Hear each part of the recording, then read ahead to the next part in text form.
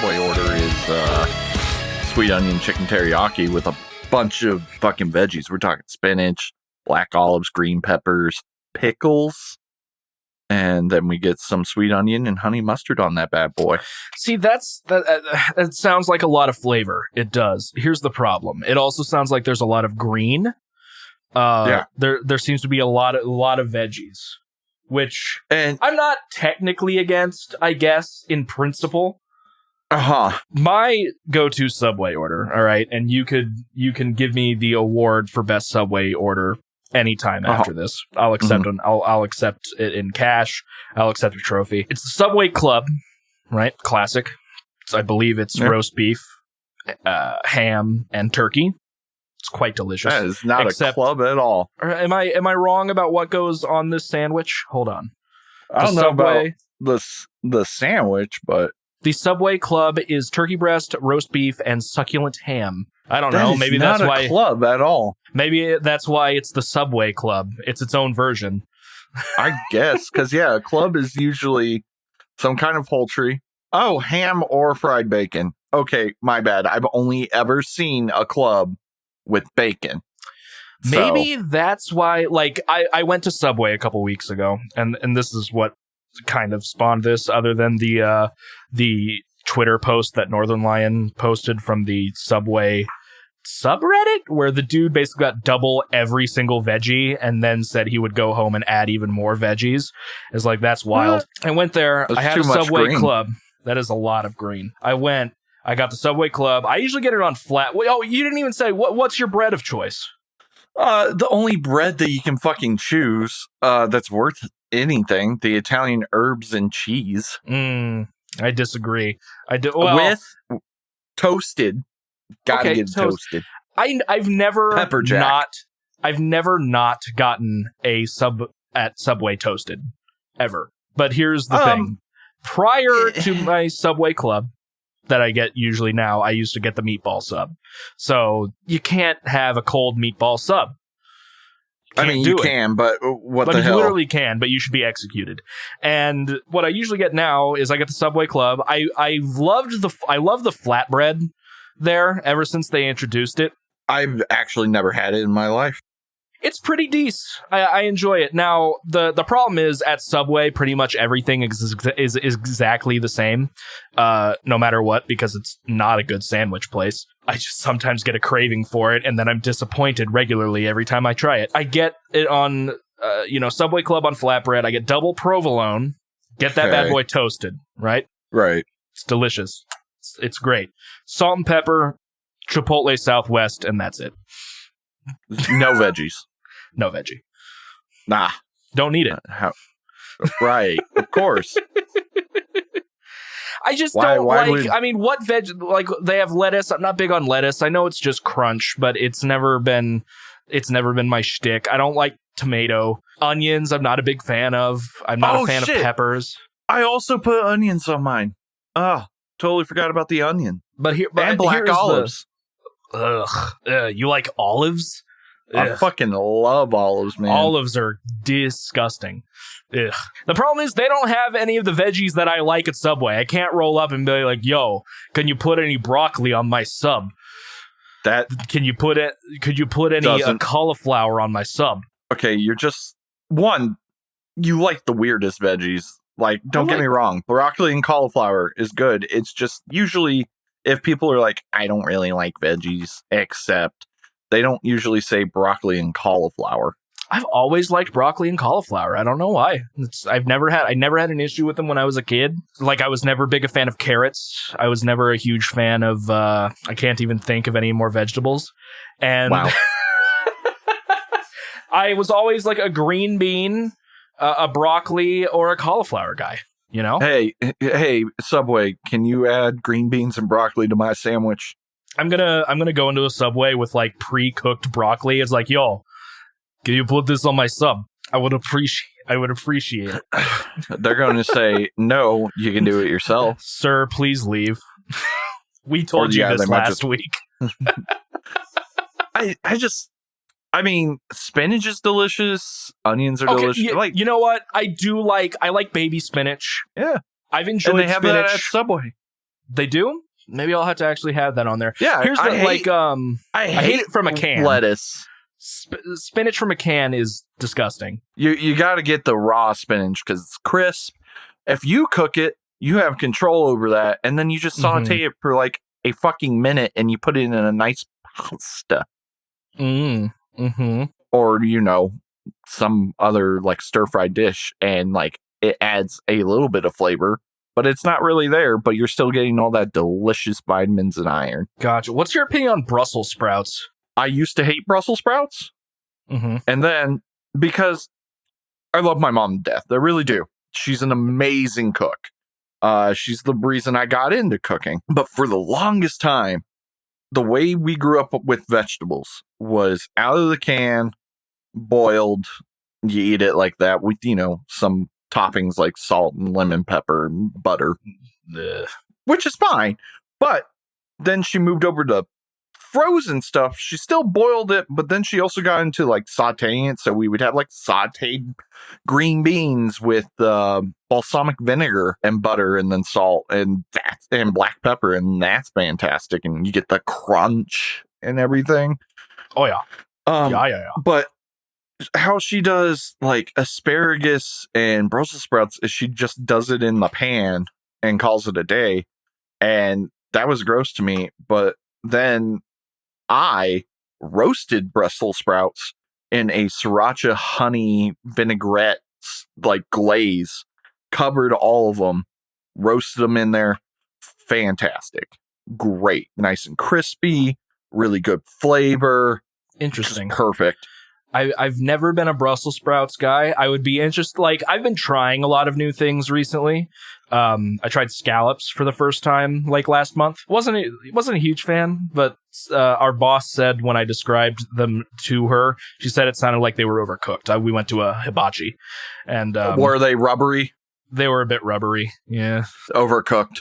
They were better when I had them with something, but by themselves, they're like, Yeah, they're kind of supposed to be like somewhat sweet, like crab meat.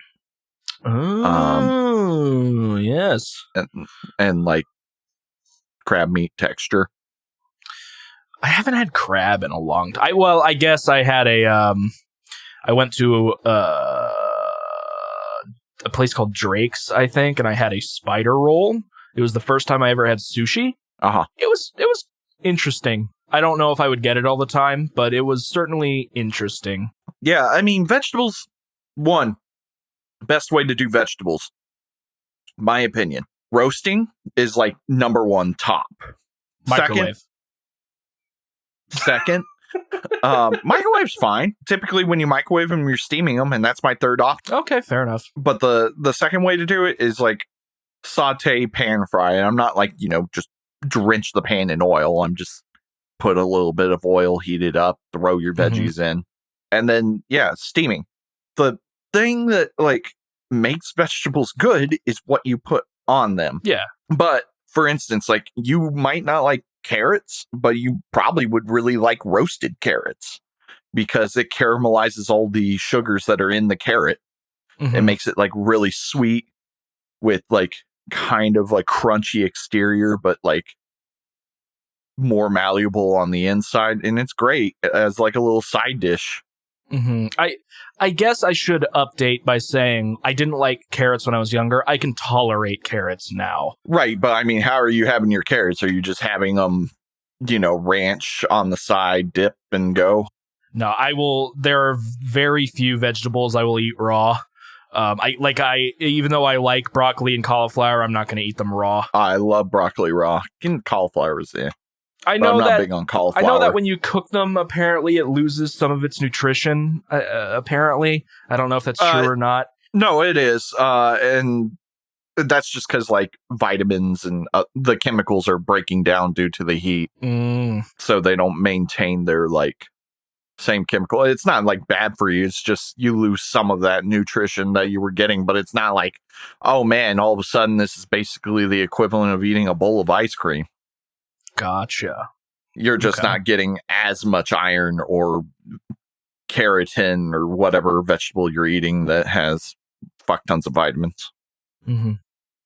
Going back to Subway, though, Subway sucks. My favorite sandwich place is either, I really like Firehouse Subs, and then I also tried Jersey Mike's for the first time a while back. It was Jersey quite delicious. Mike's is fantastic. It's very good. You know what else is fantastic, Mitchell? The Distorted Entertainment Podcast. Yeah, How's it going, everybody? My name is Eden Carpenter. Welcome to the Distorted Entertainment Podcast. I am also joined, of course, by Mitchell Wade. By the way, everybody, my favorite sandwich places, because apparently I don't fucking matter. I never said that. Jersey Mike's. Jersey Mike's. Capriotti's. I've never heard of that one. It's similar to Jersey Mike's, but they do like more East Coast Italian. Well, I guess Jersey Mike's is also East Coast. Mm-hmm. It's just a little bit different, but they have like Wagyu fucking sandwiches, man. Oh. Yeah. Japanese Wagyu. Yeah. And like their Philly cheesesteak is fantastic, which is saying something because Jersey Mike's fantastic Philly. I like Penn Station pretty well, and Which has always had my back. Never had Which. Oh man, it's an experience because you like go in, you don't talk to the cashier at all. You go over to the side, and they have a bunch of little cup holders with different bags in them, and you pick, like, the bags are numbered, and you look up and it tells you what each number means, and each number is a type of sandwich. So it's like number 1 is, I'm just going to make it up, I don't know, it's like chicken, and you're like, cool, and you grab that bag if you want chicken, and then it's got all the different types of chicken sandwiches you can get. Chicken salad, chicken cordon bleu, whatever. You check that. You check if you want it hot or cold. You check everything you want on it, on the bag. So it's like Subway, but you just get to check off what you want and everything. You can add extra, etc. And then they have like cards for like cookies, chips, and drink. They do milkshakes there, and their cookies and cream milkshake is to fucking die for. One of the best ones I've had. A sandwich place that does shakes? Yeah. There's a local place near where I live called Potbelly's that also does it. But they're kind of like there's a Potbelly's on the Circle. Potbelly's is totally worth it. Their sandwiches are pretty good. Their soups are really good. Shakes, fantastic. Salads are pretty decent, which I like a good salad myself. But so you just hand them all the bags and everything. You pick out your chips. If you got a fountain drink, you grab your drink cup. Otherwise, they're going to make the shake there for you. And they make the sandwich and they put it in the bag, and there you go. And it's a really nice system. Back at IUPY, there was one on that strip, where like Stack Pickle and everything was. I don't think it's there anymore, though. No, it's not. I'm really upset because I supported that business. Damn it, I was the only thing keeping them up. Went there all the time. Fucking love that place. There was also a really interesting Japanese dessert place there that's no longer there. I don't remember that one. I've gone to the burger place that's down there now. That replaced Stack Pickle? Yeah, it's good. It's very overpriced, but it's pretty good. Right. And then I was thinking about going to that I Love Mac and Cheese place. But I have ordered from there. It is stupid expensive and not worth it.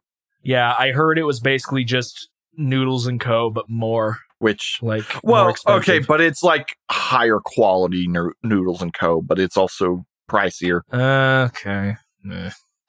But I really do recommend Which. I might have to check it out. Have you ever been to the Yats? Yeah, I've been to Yats once. I had the jerk chicken. It's good if you like not Jamaican, Creole kind of food. I think I had like the red bean and sausage, and I thought that was pretty good. I saw that right before seeing the movie Hereditary, and the best part of that night was eating Yats. Yeah. God, what is another name for Creole? It's Southern. No, it's a very specific because it's New Orleans. Nolans. And I could be wrong in saying Creole. Oh, I spelled it wrong. Well, there's first. Welcome to the podcast. We like talking food. Cajun. Yeah, there you go. Forgot all about that. It's good. I like Yats. Yeah. the difference between Cajun and Creole. I'm just going to read the Google blurb. Oh, today common understanding holds that Cajuns are white and Creoles are black or mixed race. God dang it. Creoles are from New Orleans while Cajuns populate. And then it differs from there. But food is, they're both from Louisiana. That's why they get confused. I'm more of a fan of Popeyes. Louisiana fast, brother. I've still never had Popeyes. It's really good. I like it. Anyway, we spent like the last 15 minutes talking about food.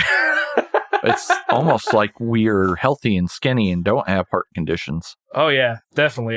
My chest never hurts at all. I never have to like hit my own chest to get the heart back into place. And you know, I never just like all of a sudden feel like I'm dying just because I moved 15 feet and was told by several doctors that my heart's in failure. I told him not to I told him to not staple those 3 pieces of paper. I could have just done 2. I could have just done 2. But yeah, welcome to the Distorted Entertainment Podcast. It's been forever since we've recorded. It's been like a month. It's been like a month. Nonsense. Sorry about that, guys. No. We just had some scheduling issues and life problems, and eventually we won't have those anymore, so I don't have to start using it as an excuse, much like Mitchell does with his heart condition. And I take offense to that, and you know what? I do have a heart condition. I also have severe sleep apnea. Woo! I should major depressive disorder. Same. I should probably get a sleep study at some point, but then again, I probably won't. I got a new cat. Oh, a new cat. Well, it's not a new cat for me. So a while back, I think it was still in my first apartment. My mom found a cat that was pregnant, or she found kittens, one or the other, and she was hand feeding them, and one of them nearly died. And I think she actually did, but mom got her to come back, and so thus we named her Zombie. And when she was a bit bigger, I decided to take her into my first apartment, and she got along with Woody after a few days, and we were very fine. And then I moved into my next apartment, and I just couldn't afford having 2 cats. It also didn't help that you lie about them. Well, it was also like food and stuff like that. I was very broke.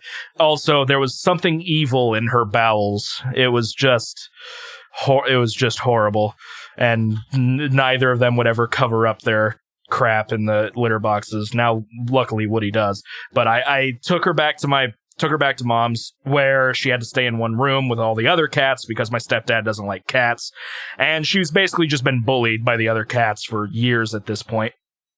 And nice. Luckily they didn't really hurt each other. They just didn't like each other that much. So at my new place, I decided, you know what, I'm going to ask my landlords if they mind if I take a second cat. So that way, like, I can kind of lessen the burden on my mom a little bit. And, I'll take Zombie. And I took her here, and she has been under the couch for 2 days. And I feel bad for her. I looked under there today, and she meowed at me. I'm hoping that she comes out soon, hopefully before the weekend is up, just because I don't want to risk being gone for 9 hours or so. I don't think Woody would hurt her or anything, but I don't know about her because she's a bit more feisty than she was when she was a kitten. Right. And it's the first time I've heard Woody hiss in a long time. So right, yeah. I mean, Sabbath was that way with Succotash. Now they get along, aside from the fact that Succotash is a kitten and Sabbath is a 5-year-old. And so Succotash was like, oh, you're asleep, we should play. And Sabbath is not happy to have a kitten on top of him all of a sudden. The punk his keeps face. bullying his father. Yeah, pretty much. But they get along, they cuddle, they play together. Oh, I'm sure it'll work out after a while, but I found out since she's been younger, she does not like being held, so trying to get her into the cat carrier was a pain. And then, she was hissing up a storm at me. She wasn't biting me or anything, but it's other than that, she's very lovable. Anytime I came over to the house, she liked being pet and she wouldn't leave me alone. But I hope she calms down after a bit. But that's kind of what I've been up to recently. But besides like going into full stuff like we do at the end of the episodes, I actually, right before you started, setting up and everything.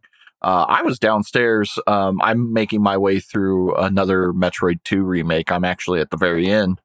And I had paused to just kind of like chill for a second because I realized I'm at the final boss. 100% of the game, by the way, with very little help from like online, maps and everything. I'm usually not good at the whole full exploration Metroidvania kind of style, which is sad since Metroid is my favorite. Right. But this time I really looked at it, and I think there was only like 3 or 4 places that I just you would have never have seen it unless you had just laid down a power bomb in the room because you like were sus about something, but there was nothing indicating that there was an item near you or anything like that.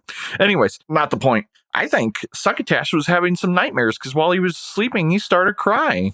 Aw, poor boy. I like went over and picked him up, and he curled up in a ball in my arms, and his tail is too long, so he like almost can wrap it around his entire face while he's balled up. It's the cutest fucking thing ever. What else going on in my life since Ethan's life is not as important as mine? I actually practiced my mandolin doing some Gojira covers. Nice. And I also looked up on YouTube somebody that actually did Silvera cover, and they did a bias FX. This is how you can make it. And so I got really close to that. And then I realized it sounded like crap because I didn't double the mandolin. And as soon as I doubled it, fantastic sounding. Did you double track or did you just copy it? I just copied. I was recording them simultaneously. That does nothing. No, it doesn't.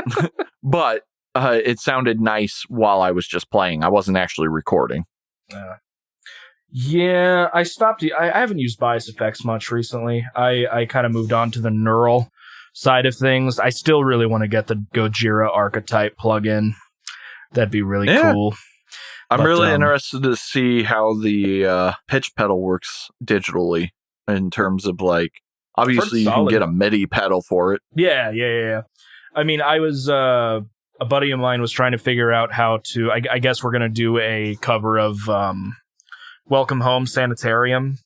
And he was trying to automate, the bias effects wah pedal, and we just couldn't figure it out. Yeah, I don't know how to do that shit, and everything, because it's like built into the software itself. Yeah, it's very obtuse, and can't figure it out. The only thing I can think of is you would have to get a MIDI pedal. Yeah, like an expression pedal. Yeah, and just do it that way. But at that point, you could also just get a wah pedal and DI it. Yeah, that probably would be the next best thing. Yeah. So, but I don't know how that's going otherwise. But Mitchell, we have a lot of things to discuss today because it has been actually we don't have a lot. News has been kind of dead since it's been so long since we recorded. Albums of the day are obviously Devin Townsend Project, Deconstruction, and Mr. Bungle's Disco Volante. And also with bonus, Mitch doing the Right Strapping Young Lad album. Did you actually listen? Did you get around to listening to City? I did, and I don't have a lot to say, but I can say some things. Okay, fair enough.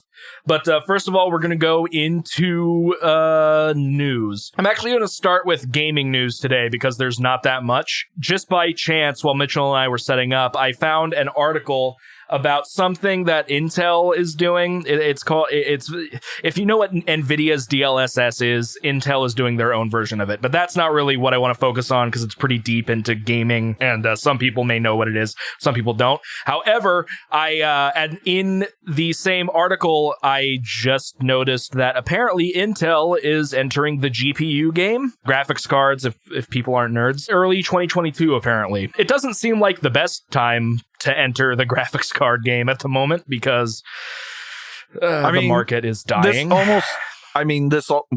Not really dying, is just hard to get stuff. It's not like graphics cards, you'll never, people will just stop dying graphics cards. Yeah. But also, aside from that, this is like Epic Games entering PC gaming in terms of like trying to outdo Steam. Mm-hmm. The market has pretty much been set at this point that there are two large competing companies, my bad, and trying to compete further with those. I don't know. You do got the Intel fanboys, mm-hmm. so maybe they'll do fine. It's kind of like Valve releasing the Steam Deck. I think it has enough name power that it might work. Obviously, it's two different markets, a graphics card versus a gaming system. But yeah, it's just interesting. Apparently, they are called... I closed out of the tab. Hold on. They are called the Alchemist graphics cards. I do like the name. Yeah, I think it'll be interesting. I'm looking forward to seeing how that goes, especially when it comes to how it competes with AMD and NVIDIA. Obviously, NVIDIA has been the leader of graphics cards for years. I know at one point AMD surpassed them for a generation, but then it solidly went back. I've heard the new AMD cards are great, but not at all compared to just the 30 series was a monster of a release for NVIDIA. And I'm interested to see how Intel tries to combat that. So yeah, that's what I got on there. And then Saints Row is apparently being rebooted. Deep Silver are teasing it. It's apparently not a remake. It is not a remaster. It is just a brand new game reboot. I really hope that it might be controversial to say, I kind of prefer the more grounded Saints Row versus the Saints Row 2 versus Saints Row 4, where it's just insanity incarnate. Saints Row 3 was a nice medium, but I'm a Saints Row 2 boy. I just feel like people preferred the more off the top because if they wanted more grounded, then they would just do GTA. Kind of, but Saints Row 2... So let's even go back further. Saints Row 1 was just a GTA clone. Saints Row 2 added more to it so that it felt unique. It was still had a little bit of craziness to it, and then it just amped up more and more. People really do like Saints Row 3. That's why they re-released or they remastered Saints Row the 3rd. But then it went too far with Saints Row 4, if I'm remembering correctly, and then nobody liked Gat Out of Hell. It's just a common complaint of Saints Row 4 was they just copied the map from Saints Row 3. It was the exact same, just with alien architecture sprinkled about it. The driving was basically obsolete. You didn't need to once you unlocked the sprint and fly abilities. I would prefer it to be a bit more like Saints Row 2 or Saints Row 3 than continuing to push it. And I think the reason they're going for a reboot is because they went too crazy with it. So I'm looking forward to see what they say. It's going to be announced, or I guess they're going to talk about it at Gamescom, which there's a couple other things that I believe were headlines. You said there was something about Halo too, wasn't there? Yeah, I got a couple of things to add if we want to talk about that. Yeah, go ahead. Well, I don't know if you know, but 2 id Software games stealthily got released, I think yesterday. For people that don't know, for some reason, id is the gods of FPS games. Wolfenstein, Quake, Doom. And they released the Doomslayer collection, which basically gives you all the Doom games besides Eternal. Oh. Literally all of them. I don't know about DLCs or expansions, but it gives you even Doom 2016. Dang. Also, without telling anybody, they released the original Quake remastered 4K. And that comes with all the expansions. All of them. Yeah, I think I saw that. I was surfing through the PlayStation store today, and I think I saw something about Quake on there. Yep, not too long ago, because ray tracing was just getting out of hand. They also released Quake RTX. I remember seeing that. Or Quake 2. Quake 2 RTX. I actually played the demo, and it somehow looks both God rays. super old, just like super old, but also amazing. Because it's not like they did a full graphic overhaul. They were just like, it's just the lighting. Let's just update the graphics a little bit, 4K, and then lights everywhere. Just all of the lights. God and it looked really rays.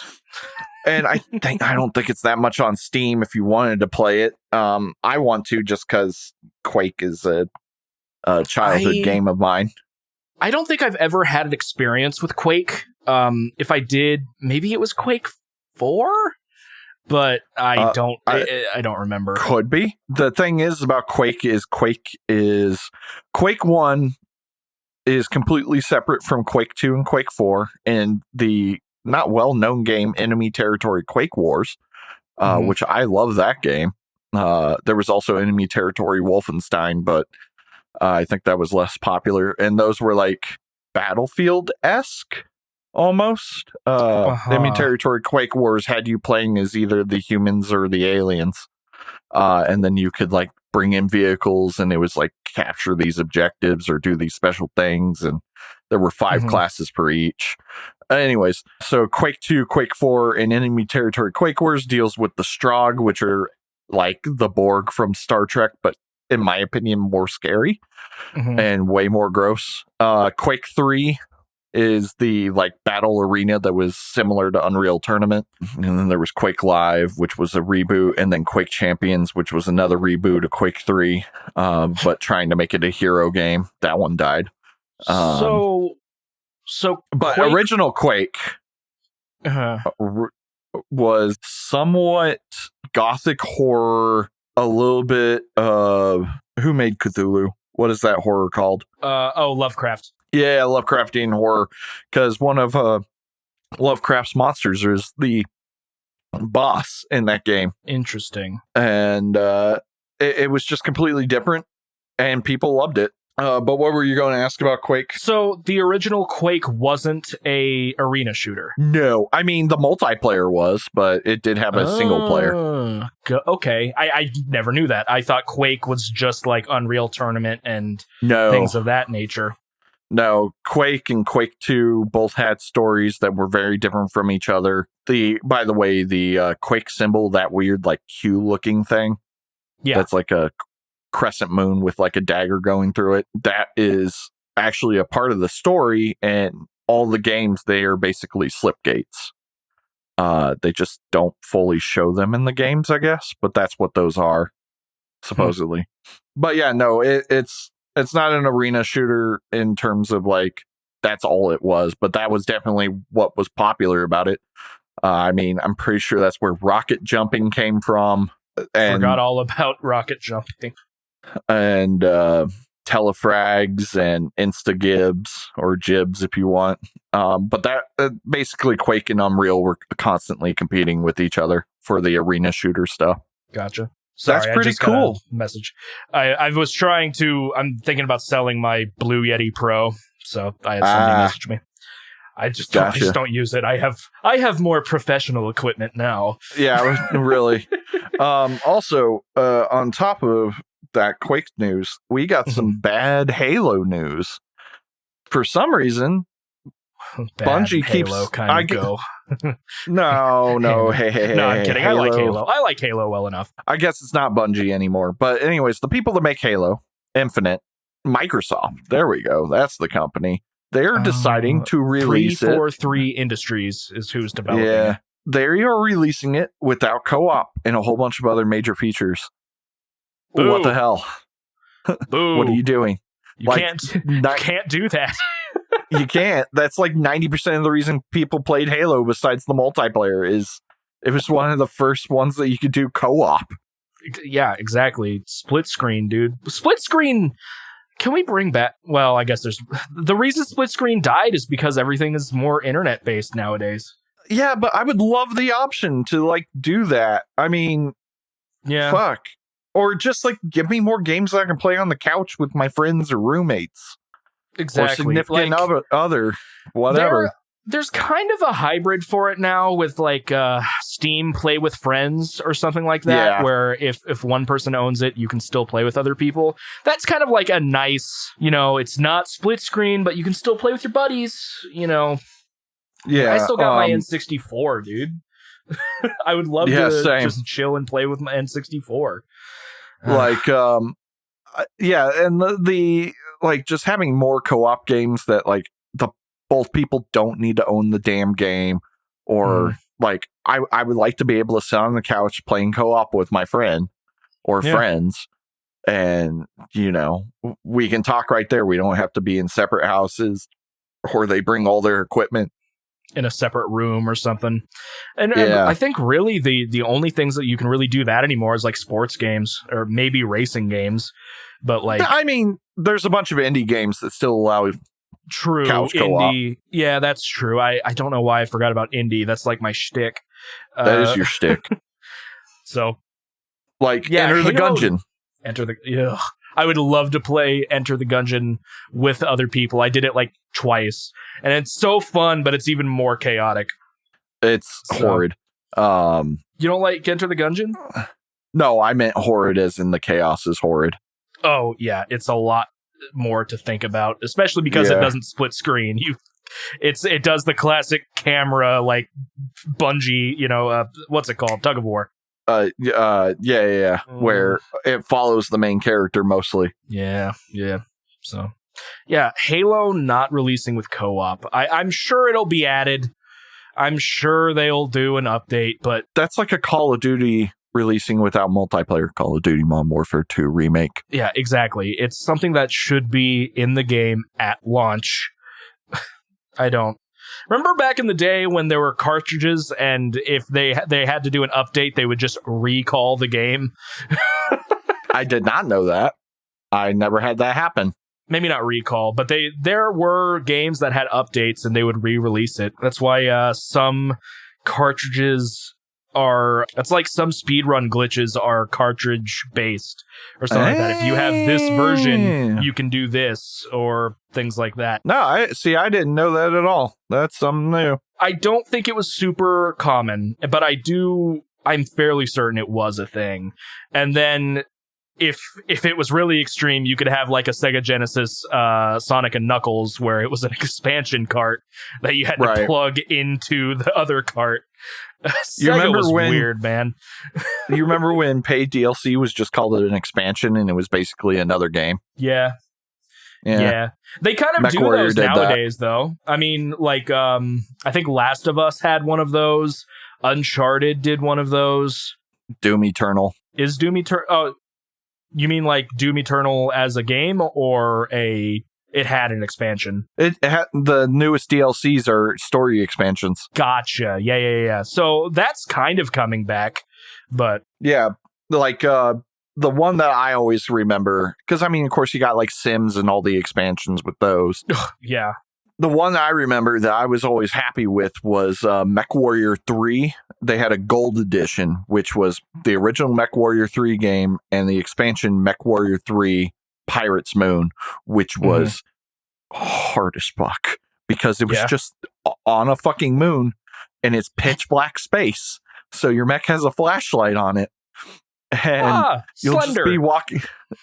You'll be walking along in your giant robot, and all of a sudden, that's a moon. That's a moon fucking abyss, and you'll just like fall into this crater and then explode. That sounds like a horrible game. It was so fun. I beat it like twice in my entire childhood. It was so hard. I'd love to see Yahtzee review that. It was MechWarrior 3 was fun, man, but MechWarrior is a very niche community. Mm-hmm. I never played MechWarrior. I played Heavy Gear back in the day. Not the same. Yeah, I've heard. I've thought about trying to play Heavy Gear again because, of course, I didn't know what stuff was back then. It's like, activate your perks. I don't know what any of this means. Let me take a look. Heavy Gear. There was a new one recently. People hated it. Oh, Heavy Gear looks somewhat like Mech Warrior. Somewhat. I had Heavy Gear 2 back in the day. Mech Warrior always had the benefit of just being American mechs, which means we're just giant walking tanks. Yeah, that's the difference between like Mech Warrior versus Gundam. Is Gundam is trying to be as humanoid and fast as possible. Mech Warrior's like, we want 50 missile launchers on this thing, and it should walk really slow and be able to take a beating. But like the Mech Warrior games, especially the Mech Warrior Online, because I haven't played Mech Warrior 5, it's all about customization. Like you find the mech you want that has the different like weapon types that you can get, and then you build it, and you put as much armor as you want on it, and you put all the coolant areas, the different weapons. It allows a lot of customization and variety, and it is really easy to fuck it up so people just fucking destroy you. Yeah. Oh, Heavy Gear was a tabletop RPG, I think. So was Mech Warrior. This makes sense. Mech Warrior was originally known as Battletech, which, fantastic sci-fi book series. Didn't they just release a Battletech game recently? They also released Mech Warrior 5. Yeah. Battletech is similar to XCOM, I believe. Yeah, it's an isometric, it's a big grid though, so it's not like a map of a bunch of different things. Some of the Activision owned both Heavy Gear and Battletech Mech Warrior, but it was heavy. They'd made Heavy Gear after losing the rights to Battletech and Mech Warrior. Yeah, that sounds about right. Interesting. Yeah, they also released Mech Warrior 5, which is akin to the original Mech Warrior series, so it's a mech simulator. That has online co-op. Mech Warrior 5 Mercenaries. But yeah, anyways, I think we got a little off the deep end there. Super Bernie World on Steam. Hey, I don't know. That was interesting. Anyway, we went hard on gaming today. I do have some music news. Starting off. Oh, go ahead. I forgot. Also, new Wukong trailer. It's gameplay. For people that don't know, this is I believe, Chinese-made game. It's a Souls-like, and you play as the mythical entity known as Wukong, which is basically the Monkey King, and he uses a staff and lots of magic, and the gameplay looks amazing. Also release Metroid Dread. I am getting hyped. This is a dangerous area. I'm willing to buy a Switch. I am going to cry if it is bad. It can't be. I would hold off on buying a Switch until reviews come out. I mean, to be fair, I've wanted a Switch for a while. I just always was like, I'm going to hold off until they release Metroid Prime or Metroid Prime Trilogy. And since neither of those are happening, but Metroid Dread's happening. Also, I loved the hard drive article. Nintendo announces Metroid Prime 5. They're just going to skip Prime 4. A common joke was they should do that with Half-Life 4. You got any more game news? Nah, I think that's good. Do you have any music news? No, I'm sure there's some bands I'm looking forward to hearing new music from that are releasing. Obscura, for one. Insomnium's got a new. To much Obscura. You might one day. Insomnium is releasing an EP. That's all I can think of at this current juncture. Interesting. There was another Iron Maiden song that dropped. I didn't finish it. No. It's just it sounds very tired. If I want to listen to Maiden, I'll stick to the classics. I hate to be that guy because I still love I love newer Metallica. I can handle I even like a couple of newer Slayer songs, or I like Sabbath's last record, but it's just not that good. So if you guys enjoy it, of course, I hope you continue to. Don't let me crap on your fun. Let's see. We have At the Gates' Thomas Lindberg thinks it will be better when today's young adults take charge. I agree. Yep. Thank you, Thomas Lindberg. There's really not much to... Well, I mean, they go into a little bit of the Nightmare of Being. I haven't looked through the full interview, but Yeah, the old people are dying out, and so will their ideals. Continuing. Oh, wait, hold on. I want to add to that. I saw some meme that somebody posted, and it hit a little too close to home. Uh-huh. We typically don't have 60 to 80-year-olds working in the field anymore. Why the hell are they in government? Yeah, that's fair. Ed Sheeran might collaborate with Dani Filth. So they'll just make garbage. I mean, like, it's kind of cool, but I can tolerate Ed Sheeran. I would rather listen to Ed Sheeran than Cradle of Filth. I would listen to a Cradle of Filth instrumental. That's fair. I just don't like Dani. I don't like Dani Filth. It's just his vocals suck too. But as a person, he's just obnoxious. Yeah. Folk pop singer-songwriter Ed Sheeran suggested he was open to making a death metal album earlier this year, citing Cradle of Filth as one of his childhood favorites. Ah, yes. My favorite death metal band, Cradle of Filth.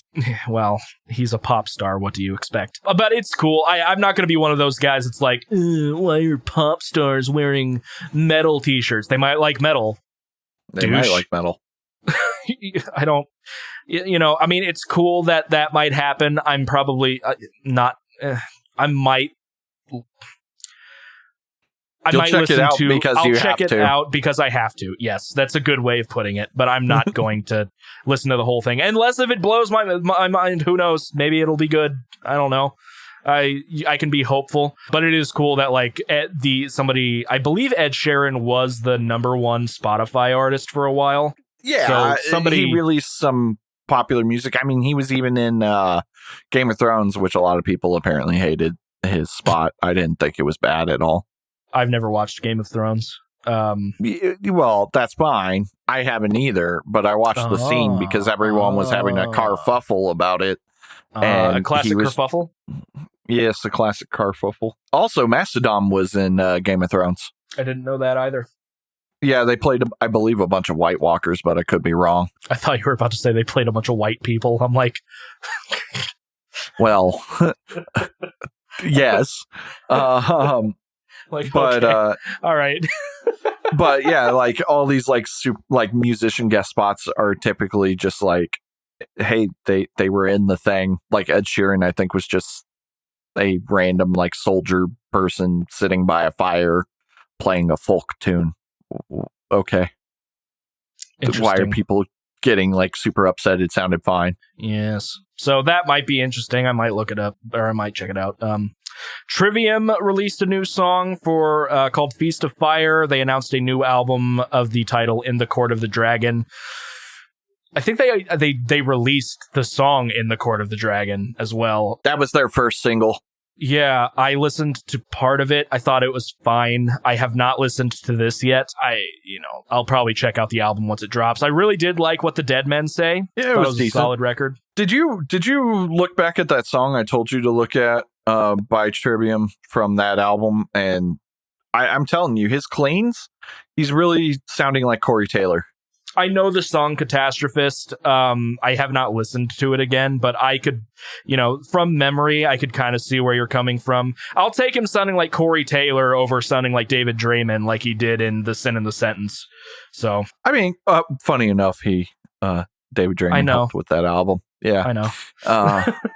I granted, I didn't mind The Sin and the Sentence, but I think Where the Dead Men Say is a better album. Everything beats Silence in the Snow. Sorry, Matt. I've never. I think I tried listening to one song off of that, and I was like, whatever. Give me Shogun 2, please. You're never gonna get Shogun 2, please. You're never gonna get Shogun 2. You're never gonna get Ascendancy 2. You're never gonna get like those are like their two most popular best metal. Album. Yeah, never gonna happen. At best, you might get What the Dead Men Say too. Machine Head, give me The Blackening too. That's definitely never going to happen. Screw Machine Head. Machine Head you didn't fully hate that album. You just kind of hated it. I can't stand. I hate Rod Flynn with passion. That's fair. Randy Blythe urges Lamb of God concert goers to get vaccinated and, quote, wear an effing mask. I agree. Nothing really to say here. People know our stance at this point. Yeah, speaking of COVID, Corey Taylor tests positive for COVID-19. It's a bit of a bummer. I hope he heals well. He said he is vaccinated, so he probably won't have too many issues. But he did say he was pretty sick, though. Yeah. Was that a joke? No. There's a Slipknot song called Sick. That's what I was making sure. In like a subtext somewhere it said he was feeling pretty bad. Yeah, I wish I had better news. I woke up today. This is a quote. I woke up today and tested positive. I'm very, very sick, so I'm not going to be able to make it this weekend. I'm absolutely devastated. I am so sorry. Yeah, I hope all is well for Corey Taylor. You know, getting it at all sucks. At least he is vaccinated, so hopefully it won't cause any major issues like it did with I think what's his name from Tool had some lasting issues. Oh, James. Yeah. James Maynard Keenan. Which even though I'm not a fan of their music that much, it sucks that not it James. Messed up his. It's just Maynard. My bad. It's Maynard. Maynard James Keenan. So there's that, and this is just stupid. So, but it's also kind of funny. There was a post on Metallica's subreddit. A fan didn't realize that Hardwired to Self-Destruct released in 2016. He thought it was an album leak and posted about it on the Metallica subreddit. And it's fucking beautiful. Slodwire says, this isn't a joke. Okay, well, there's a pretty solid chance it's a troll, but the reactions are quite hilarious, so we'll proceed anyway. I hope it's real. I hope this person is dumb enough to think it's real. But it was, I saw the headline. Oh yeah, there's that list that I'm going to do at the bottom of the article. Gross. I hate that. Anyway, yeah, so that was dumb. I saw the headline for that last night. I'm like, what does that even mean? The headline was, fan thinks Metallica's most recent album hasn't been released yet. So my first thought was, yeah, their most recent album hasn't released. They haven't released another album yet. What does this article mean? But now I know, and I think I was happier when I didn't know. Right. So that's all I got on news. All right, everybody, let's get on to the main event. In this corner, we have Mitchell and actually in this metaphor, would Devin Townsend be in your corner because you gave it, or would it be Mr. Bungle because you're reviewing it? In this corner, Mitch, and the other corner, Mr. Bungle, because I'm fighting it. It was more over like I was re-announcing what we were doing. I didn't know, like, anyway, whatever. This metaphor is stupid. Two fights. There's two fights tonight. Okay, fair enough. All right, yeah. In this corner, we have Mitchell Wade. On the other corner, we have Mr. Bungle's Disco Volante, and I guess Strapping Young Lads City is there for moral support. Oh no, it's a tag team. Mitch wasn't prepared. It's a handicap match. It turned from boxing into wrestling. I forgot. There's wrestling news. You won't care, but maybe other people will. CM Punk returned after 7 years away from the wrestling business. He returned at AEW. Holy shit. It actually is kind of cool because he was a very, very highly regarded wrestler. He left because he couldn't stand the WWE. They sent him his pink slip on his wedding day. Oh, that's which nice. they claimed was an accident. But Vince McMahon is insane. To be also fair, it does sound like something that they would do just to like stage for a WWE fight. Yeah, but it was legit. Unfortunately, it was legit. I'm just saying, like, it does sound like someone's like, you've been fired from WWE, and then he comes in as a surprise from Raw. Man, CM Punk has been a rumor for the past 7 years of every major show. It's like, CM Punk's gonna come back, man. CM Punk's he re-signed, brother. He actually did do a re-signing with WWE, but not a performer. He was a spokesperson for their like talk show or something for a little while. It didn't last long, and he debuted yesterday at AEW's Rampage. A lot of people were excited. There's a crying CM Punk fan meme now, and I can't tell if people are making fun of him or supporting him. I did see a Instagram post of a wrestler named Tommy Dreamer He's like a classic guy. He's been in the business forever. He's like, I want to find out who this is, and I'm going to fly him out to the next show. I'm like, oh, that's awesome of you, man. So I assume people were being a dick. But that's cool. I'm kind of excited for that. I don't really watch wrestling anymore, but I do keep up with it in like background stuff, so I know when I should be mad about stupid things. Oh, I guess Bray Wyatt is going as well. Everybody was shocked that he got fired from WWE because he had like the most entertaining character known as The Fiend. Everybody loved The Fiend, and they've always treated Bray like garbage, which sucks because he has a great mind for the business and he's very creative. So it's a rumor that he's going to AEW as well. And I think WWE signed their own death warrant. They released a ton of people from NXT, which is like you watch NXT if you're a hardcore wrestling fan, because it's more about the performance and not stupid, really bad storylines. So anyway, I completely forgot about that. I didn't have it pulled up. It just popped back into my head because of the handicap match thing. So that I am going through. Yes. So prior to us starting this real quick, I will say there is a little inside baseball for the show. One of the bad things about Mitchell and I working together now is that we give each other a lot more hints about what we were feeling about records than we used to. Back when I didn't say anything. Yeah.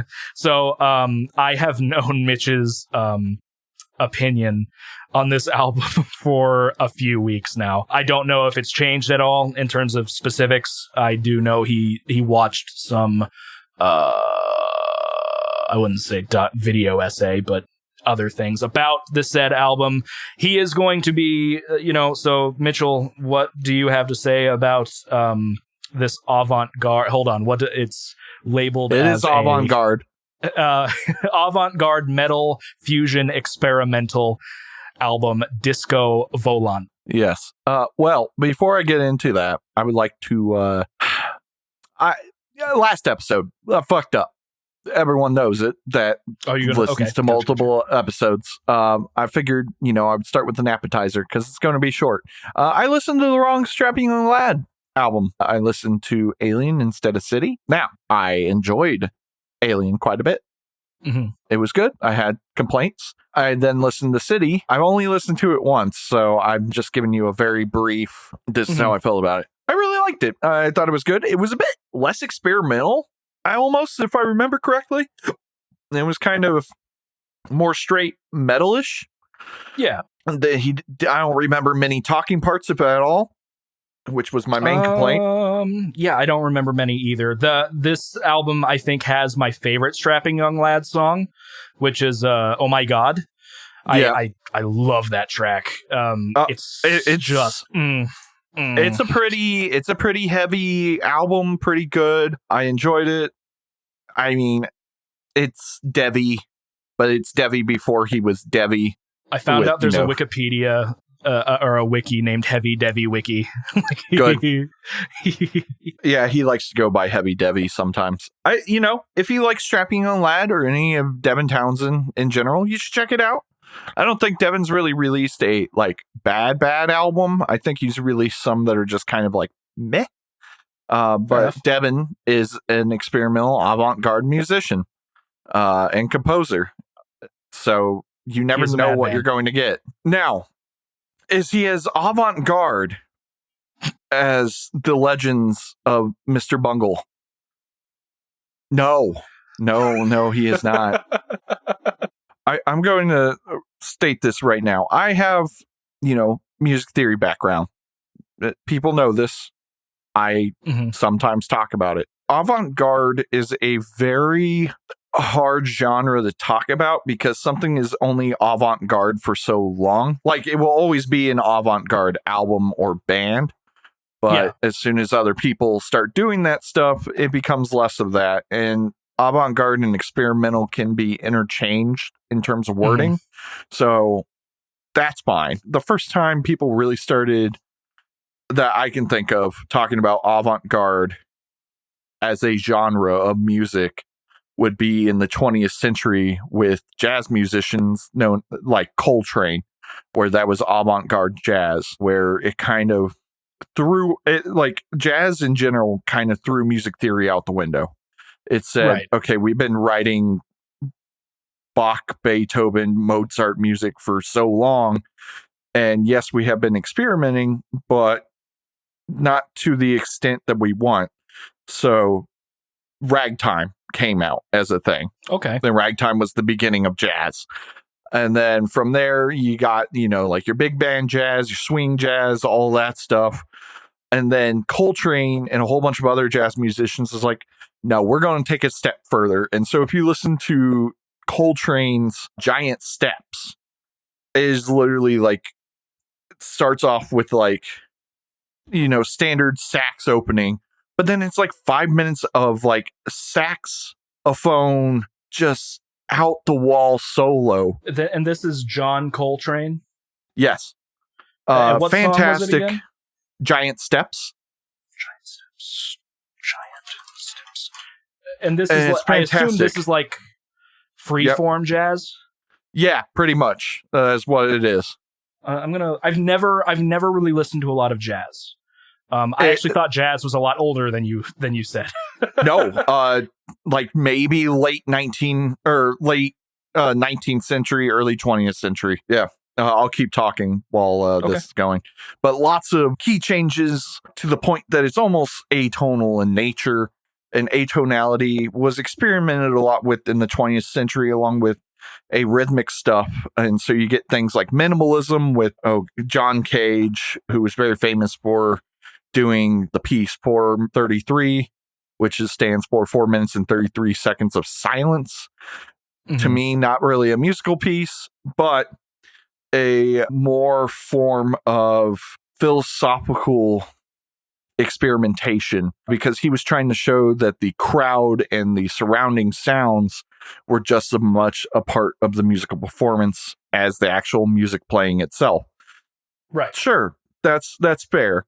I absolutely hate that people call it a music piece. I hate that he calls it a music piece. He even sued people that tried to do like a funny version of like 4 minutes and 34 seconds or something like that. And he actually like sued them. Did it go through? I can't remember, but it's just kind of an asshole thing. Let me look up other famous minimalist composers. I really like this, by the way. Yeah. And you should hear some of Mr. Bungle in there, almost. Yeah. Okay. Yeah, I could see that. I'm not going to obviously take much of your notes away, but something that I see here in the world of mixing and engineering, you have a stereo field. You have your left channel and your right channel. And in this particular piece, the saxophone is mostly, I just took off the headphone to check, is mostly coming out of the left. And all of the drums are coming out of the right ear. And that's something that Disco Volante plays around with here and there throughout, like weird stereo spacing. Which is something I'm not even going to notice. Because audio engineering isn't really my thing as much as I would like it to be. Well, if you talk about certain songs, then I recognize that I'll point it out. Have you ever heard of the website Map of Metal? Yes. I love Map of Metal. I was checking. It's been so long since I've looked at it. I went on there and clicked on their avant-garde metal section. The first song on there is a Mr. Bungle song. But I was always, especially nowadays, I'm kind of confused by the placement of Meshuggah in the avant-garde metal section. And maybe it's just because I'm so used to it and that gent has kind of, or at least that style has just become normalized. Like, I don't consider New Millennium Cyanide Christ an avant-garde metal song.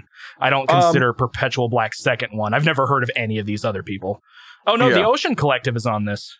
Yeah, sure. They've done The Origin of God. I'm not familiar with that. Huh. Interesting. I might have to look at this website a little bit more again. But anyway, continue. Well, just to get into that, I mean, for all people need to know, avant-garde is similar in saying Renaissance or new movement.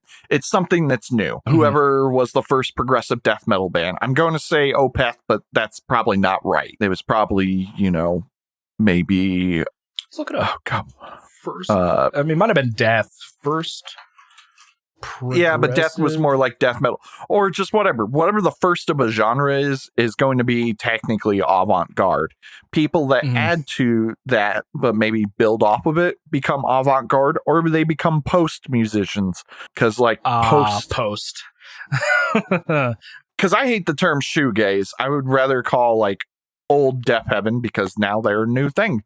Their newest album, not metal at all. Clean vocals, everything. They like completely ditched the black metal thing.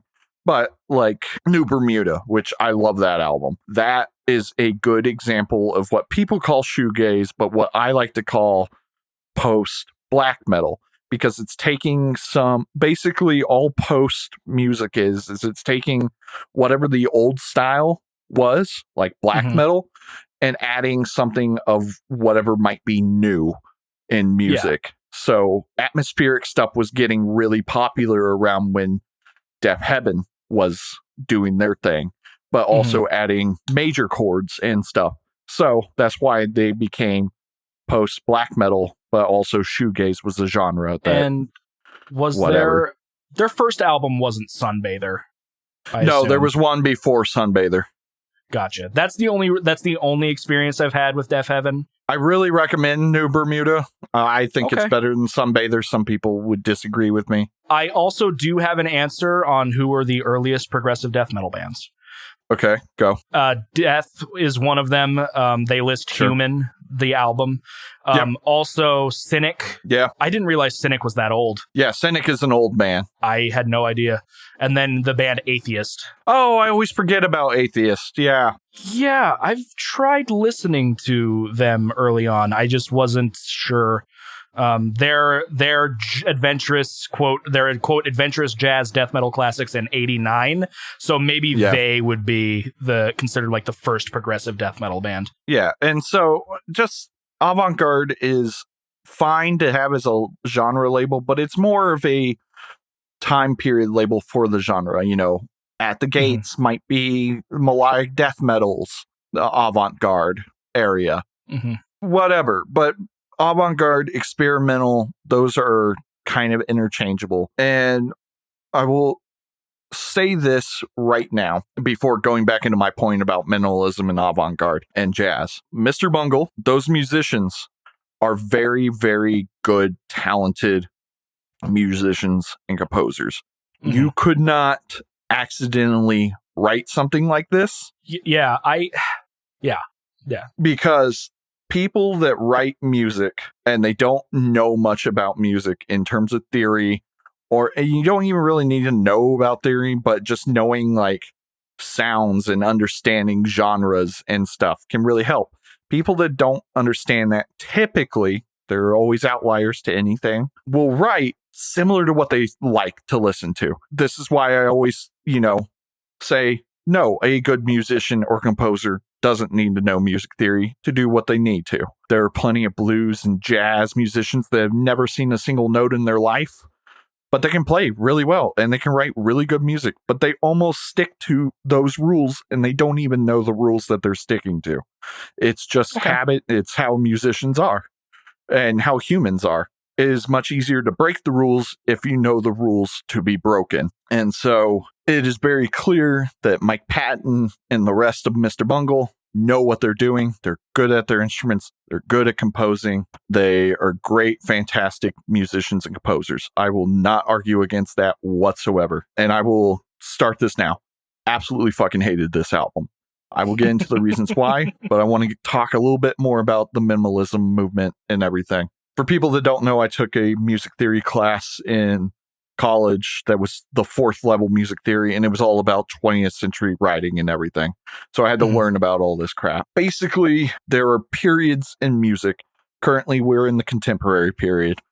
And it's hard to really talk about contemporary music as a period because we've had so many genres and instrument changes and explosions in music, and the internet exists now, so like combining music and sampling and sharing instruments, and it's so huge. So I don't know historically if the contemporary period is over and there's something more. But prior to that, you had the classical era, which was Baroque, classical, and romantic. Yeah. After that, you get into, and that is also not including, as far as I know, tribal music, folk music, because blues was still kind of a thing back in the 17 and 1800s, since it started with African slave songs and everything. So those periods of music are not encompassing all music. They're not encompassing Eastern. They're encompassing Western standardized music. But when you get into the 20th century, just everyone was like, let's experiment the hell out of this. You have Stravinsky, who's like the first composer that is famous to use what is known as the devil tone, which is just a tritone. It is the most like dissonant interval that you can have. And people freak the hell out. There were apparently riots at his performance and everything. And it was The Rite of Spring, which is a pagan musical ballet, pagan ballet. Sorry. It's pretty freaking metal sounding at points. It has a lot of dissonance.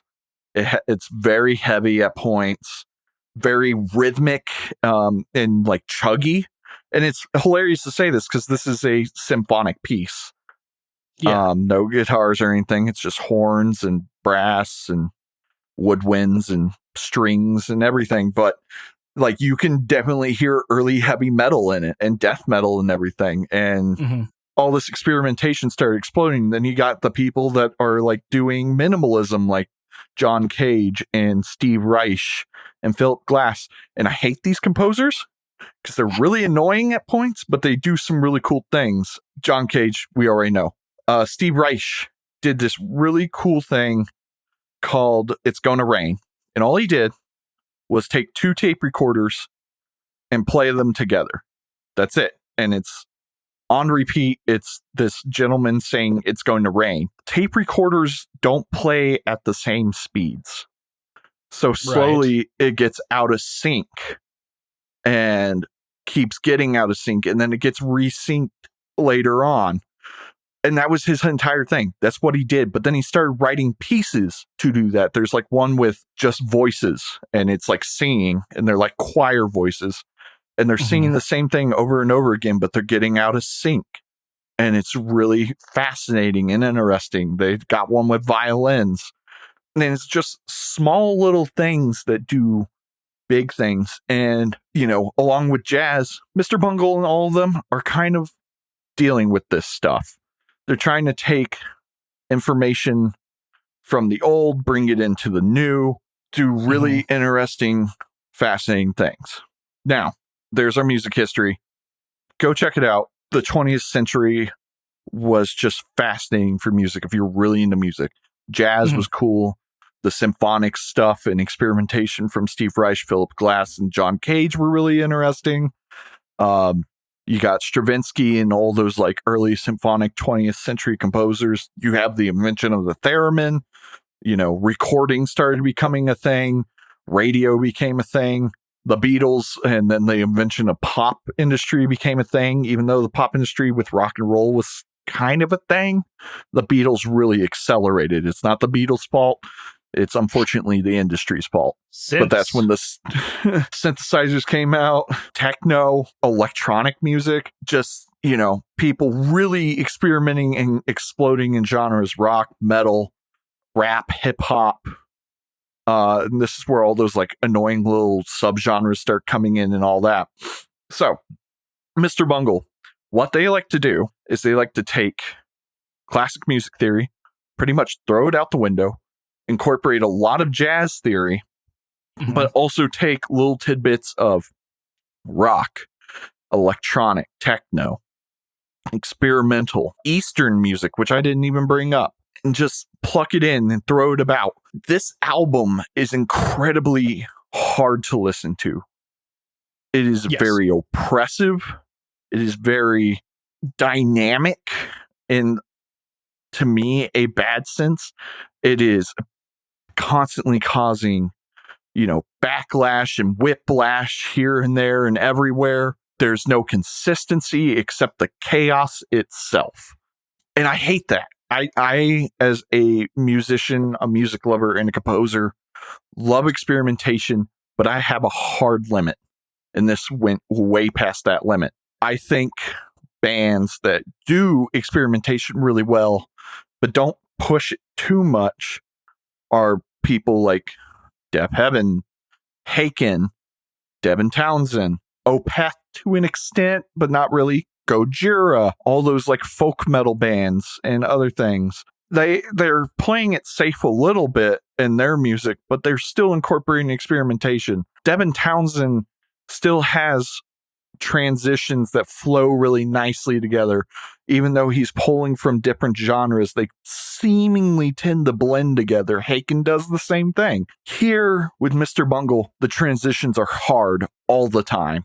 It feels like all of a sudden you're like in a John Coltrane jazz solo, and then it gets into like kind of circusy, quiet horror music all of a sudden. Death metal.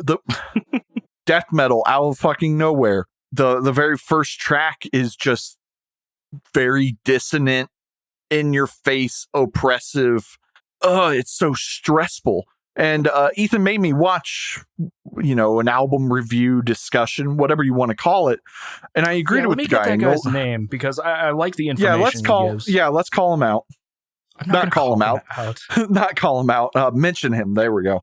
Yeah, give me 1 second. It was a Disco Volante review. Because I also watched this guy's video on... Oh, his name is very... I also watched his video on that Dillinger Calculating Infinity, and I thought it was very interesting. The channel is Make Weird Music. Yeah. Very cool. If you want to, he has a whole playlist called Jaw Droppers, and that is where Calculating Infinity is, and I believe the Disco Volante was the first entry on that as well. Very, very interesting. Yeah, and so a lot of what I'm saying, I'm kind of borrowing from him in a little bit, because I agreed. Now, he came to the conclusion that you could end up really liking this piece. And I think this falls in the same area as liking Primitive Man to an extent. Yeah, okay. In which it's less that you're liking it because you enjoy the sound, and more you're liking it for music's sake, or you're seeing the small bits form into the big picture. But for me personally, it's just too much. It's a sensory overload. I was literally, while working at our job, hitting my head against the chemical hood that I have to work out of during certain parts. Not, to the point that I was causing a concussion, but it made me go, why? What the hell? This doesn't sound good. Who is enjoying this? It's a step above the weirdness that you felt in I can't remember the band. Yeah, Dissona. This is like 2 tiers above that. Because sometimes Dissona did soft changes in their genre, or at least waited until another song. But this just feels like it has no flow. It's chaos to be chaotic. And that's not a bad thing. It's just not my thing. And that's why I have to preface, these are good musicians. It's just like Primus. They're very fantastic musicians. They know what they're doing. Les Claypool is a beast at bass. I mean, he's up there with Tosin Obasi on guitar, and I can't remember that extremely famous rock bass player. Flea? Oh, I thought you were talking about Flea from the Red Hot Chili Peppers. No, though Flea is up there, and the guy that does Durn. Oh, the guy from Mudvayne guy. But no, I was thinking of Victor Wooten. Oh, well, yeah, Victor Wooten, yeah. Yeah, I mean, Les is right up there, in my opinion, with those bass players. But I have a sound that I really like. I do enjoy experimentation, but, this was just an overload. This was too much. I could not handle it. I am not avant-garde enough for this shit. I was constantly thinking to myself, what is this John Cage avant-garde bullshit that I'm having to listen to? It's an experience. That is to be said. Whether you enjoy it or I not, agree with that. I mean, if you enjoy this, I don't know what to tell you. You might be a fucking serial killer. But if you appreciate it on a music level, I can respect that. From what I've heard of California by Mr. Bungle, fantastic. Great. It's an experimentation, but it's not to the same extent. And it is much more listenable and much more pleasant to listen to. So, would I recommend this? If you want to dive into experimental music and you want to see a band that knows genres and knows how to utilize them in such a way and just utterly unravel them, listen to this album.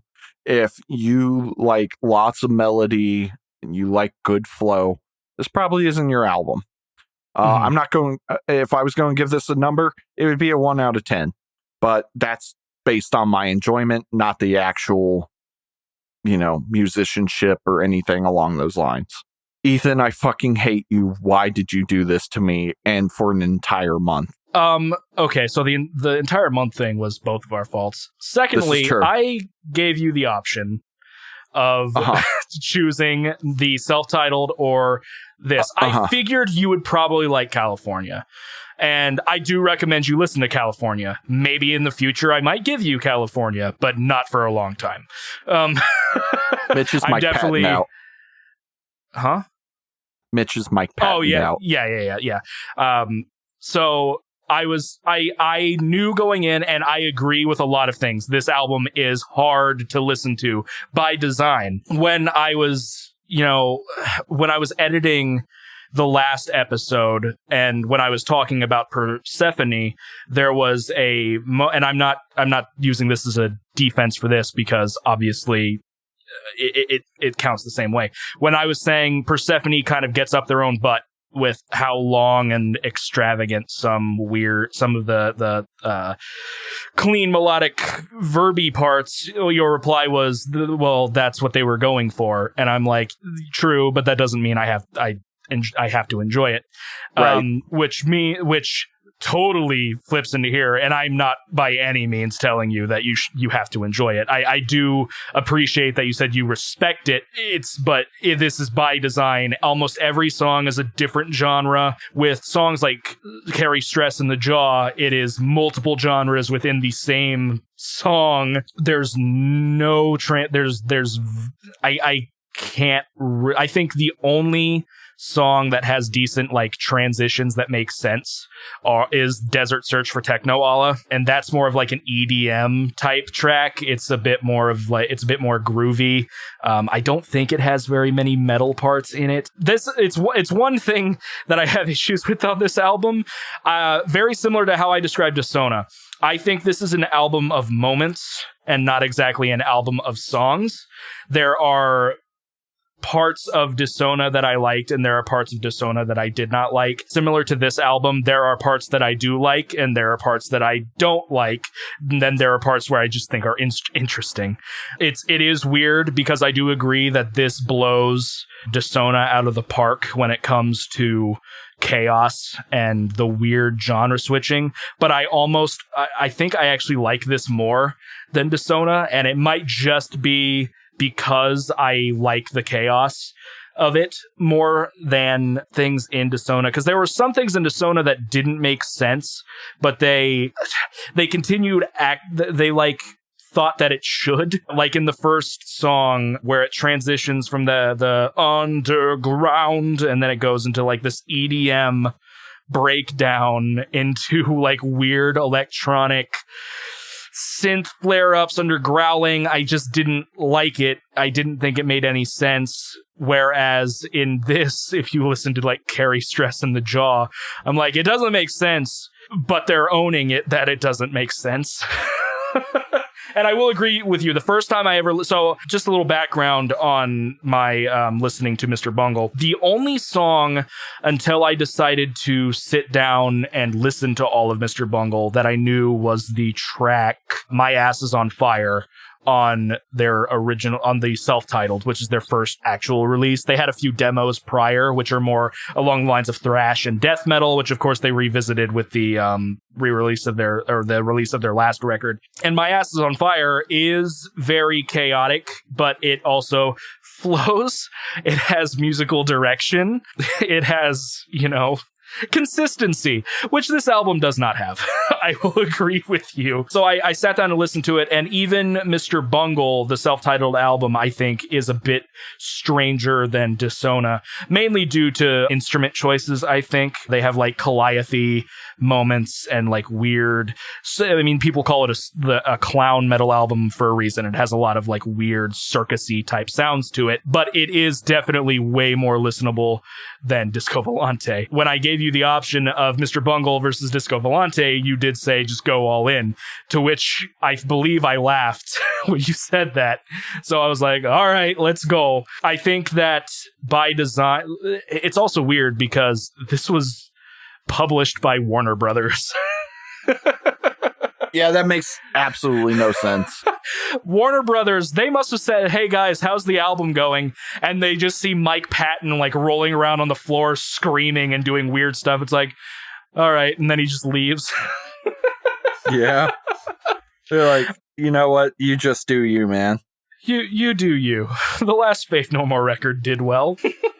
I will say this. I did not enjoy Mike Patton's performance on this. Mm-hmm. I mean, to be fair, the vocals in general weren't strong. And I literally mean a lot of his parts were very hummed in and mumbled. I can agree to that. I did like the moments where he was like following along with instruments, like in Carrie Stress in the Jaw. It had the bum bum bum bum bum bum bum bum bum bum bum bum bum bum bum.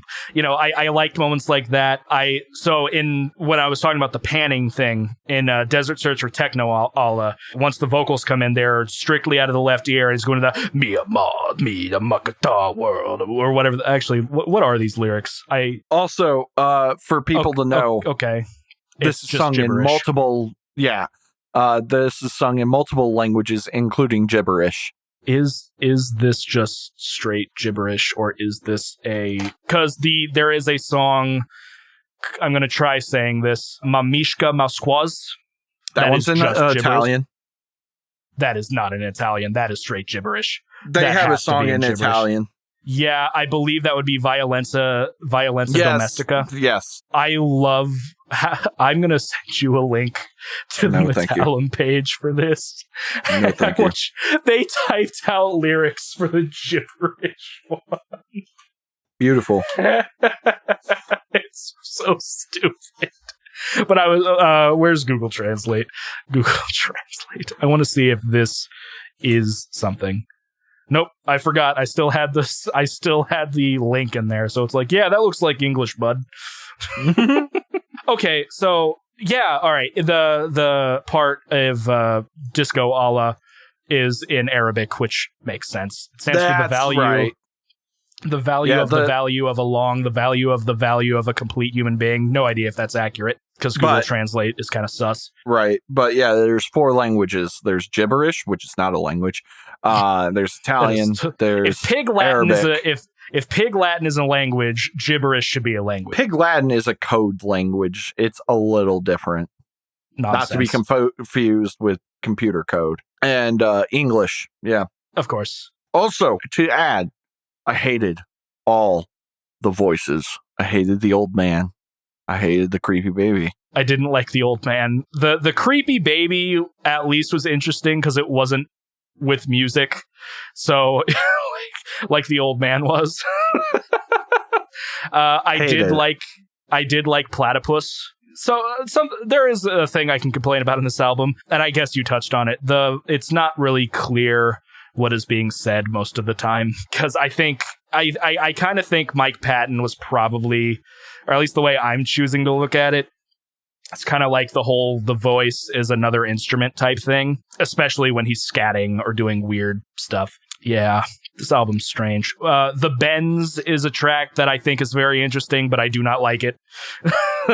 Especially the ending, which is it just turns into white noise, and then there's the sudden transition into backstroking. I enjoy the idea of Disco Volante. There are certain tracks that I can sit down and actually listen to. I think Chemical Marriage isn't that bad. I thought that was okay. I do enjoy Desert Search for Technoala. I actually think that is a good song. And then I think After School Special is funny. Except for the Creepy Baby. I don't like the Creepy Baby. Creepy Baby's kind of creepy. So I definitely agree with you that this is a hard listen. I knew that going in. I figured this is something that you were either going to absolutely despise or that you would get some sort of sick enjoyment out of, like me. I kind of figured you were going to go into the first one, but you chose it, dang it. And you gave me the option. I gave you the option. You were like, throw me into the deep end, Dad. And now he couldn't swim, so I had to go in there. Now I'm scared of water. All of it. I don't want to go in the water, Dad. I had to rush in with my strapping young lad life preserver. But hey, you listened to it way more times than I thought you would after you told me that you did not like it. So I do appreciate that. And at least you can respect the album, rather. It is sitting at a 93% on Metallum. I hate all you fucking people. It's not their highest rated, though. That would be California. That's sitting at a 96. That's the thing when I think your, what's it called? What you just did. Criticisms can only be on to Disco Volante. Disco Volante is not a representation of the band's music at all. So if you hate Disco Volante, that is very understandable. You will probably, by definition, like Mr. Bungle or California or even the Raging Wrath of the Easter Bunny demo. Way more. Nope, go away. Sorry, Succotash is trying to get on my laptop. He is on the laptop keyboard. I thought you were talking to me. I thought you were going, nope. Get off. Oh my God. Oh, fucking hate you. He just wants your help. He wants your love. Yeah, but that could have fucked up our recording. True. Yeah. But yes, that was that was probably your most in-depth review. I thought that was very entertaining. And it came with music history. Yeah, I actually really liked that. It was very, very educational. My review will not be very educational. It's almost like Mitch wants to be a professor, and I like giving lectures. Eat. So that was Mr. Bungle's Disco Volante. If you just want to experience some really weird stuff, maybe check it out. If not, hey, can we add Mr. Bungle to the party of the summer? Dude, tour? Mr. Bungle is playing shows, but I think it's just their thrash music. Yeah, well, let's just all of Disco Volante along Disco with Volante in its entirety. Yikes. Along with Party Cannon. Party of the Summer Tour. Mr. Bungle playing Disco Volante in its entirety. It's a co-headline tour with Andrew WK and Mr. Bungle and supporting acts of Party Cannon, fucking Primitive Man and Son and Bell Witch playing all of Mirror Reaper in its entirety. I forgot about that too. Right, that's certainly a show. Oh, that's like a solid 6-hour show. They have a demo called "God Damn It, I Love America." It has a picture of what's his name from The Shining. That's really weird. Mike Patton, are you okay? I don't think he is. Have you seen Mike Patton? Of course he's not. I have seen Mike Patton. Anyway, yeah, so that was Mr. Bungle. I have enjoyed my time with Mr. Bungle. I will probably not sit through Disco Volante in its entirety again at all. I like a couple of songs, but I don't think I can sit through the whole thing again. I do really enjoy the first record, and California is really good as well. Sweet Charity is probably one of my favorite songs by them, which is off of California. Cool. I've been on a Mike Patton kick recently, so I've been listening to a lot of Faith No More. I've been listening to a lot of Mr. Bungle. I started listening to Tomahawk. It's fine. I don't really get Tomahawk, but anyway. Let's move on. Let's go. Devin Townsend Project. It's an album. called Deconstruction. This album was released in 2011. It is standing at 9 tracks, 10 if you look at the deluxe version, which I did not. It has an absolute ton of guest spots on it, including the likes of Michael Ockerfeldt, Eson, Joe Duplantier, Paul Masvidal, the guy from Greg Puciato, which is from Dillinger Escape Plan, Frederick Thorndahl of Meshuggah. There's a ton of people on this album. I gave it a few spins over the past month. Let me see. I didn't really sit down with all of the lyrics. I've looked through them a little bit before we started recording. I did read up on the concept album. It's kind of weird though, because with the explanation of what the album is about, it goes straight into the idea of being first of all, this album is kind of a joke album. A little bit. It has a lot of humor in it. It goes straight into the idea of the devil showing him the secrets of the universe and showing him a cheeseburger. And the character is a vegetarian and cannot eat the cheeseburger. So that reality is pointless. And like, that's interesting. I'm a vegetarian. I can't eat the cheeseburger, guys. I'm a vegetarian. Somebody say beer. Anyway. Did you say beer? That song, that would be the song Deconstruction. It's a funny track. I do like that song a lot. But that's 8 songs in. So I don't know if it mentions the cheeseburger beforehand. No. Yeah. Prior to Satan showing him stuff, it's pretty much just the man going on a journey and thinking and trying to unravel the universe. Gotcha. Okay. So I did not really write notes, but I do remember most of the record offhand, which is a good start. First, I mean, I think it's safe to say that I did like this album. Yes. Any criticisms I have about it are pretty much criticisms that span most of Devin's work. The mix is very, very dense. Sometimes it is difficult. Sometimes it is a little difficult to tell what's going on. Sometimes don't get me wrong, I do of sound, baby. Yes, it is very easy to have the music a little too loud and to give yourself a headache. It is very, very compressed, and it's just layers on top of layers on top of layers. And then I think some of the songs are a little too long. I think Stand is a little long. Another criticism that is a little bit more specific to this, I think some of the guest spots were a little understated. I told Mitch my first time through, I didn't even realize that. Like, I knew Michael Ockerfeldt was on it, but listening through, I just thought it was a layer of Devin growling. I didn't realize it was Michael Ockerfeldt on the stand until the second time I listened to it. And then you're like, oh, there's Blackwater Park. I'm like, yes, growling. But then there were some situations like in Sumeria, I immediately recognized Joe. I did not realize Paul Masvidal was on there until you told me. But you've also never listened to Cynic. I knew that he was on the record. I just didn't realize where.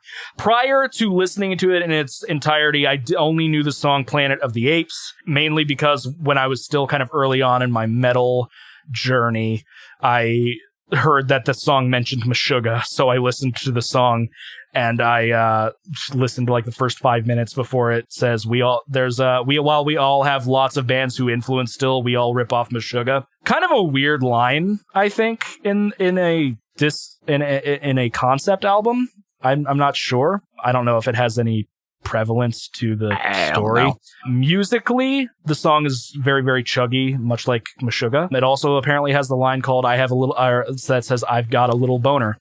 Maybe I should have looked through these lyrics a little bit. I enjoy it. Took me a little bit to really praise the lowered. I thought it was cool, and then I really started getting into it once it starts building up.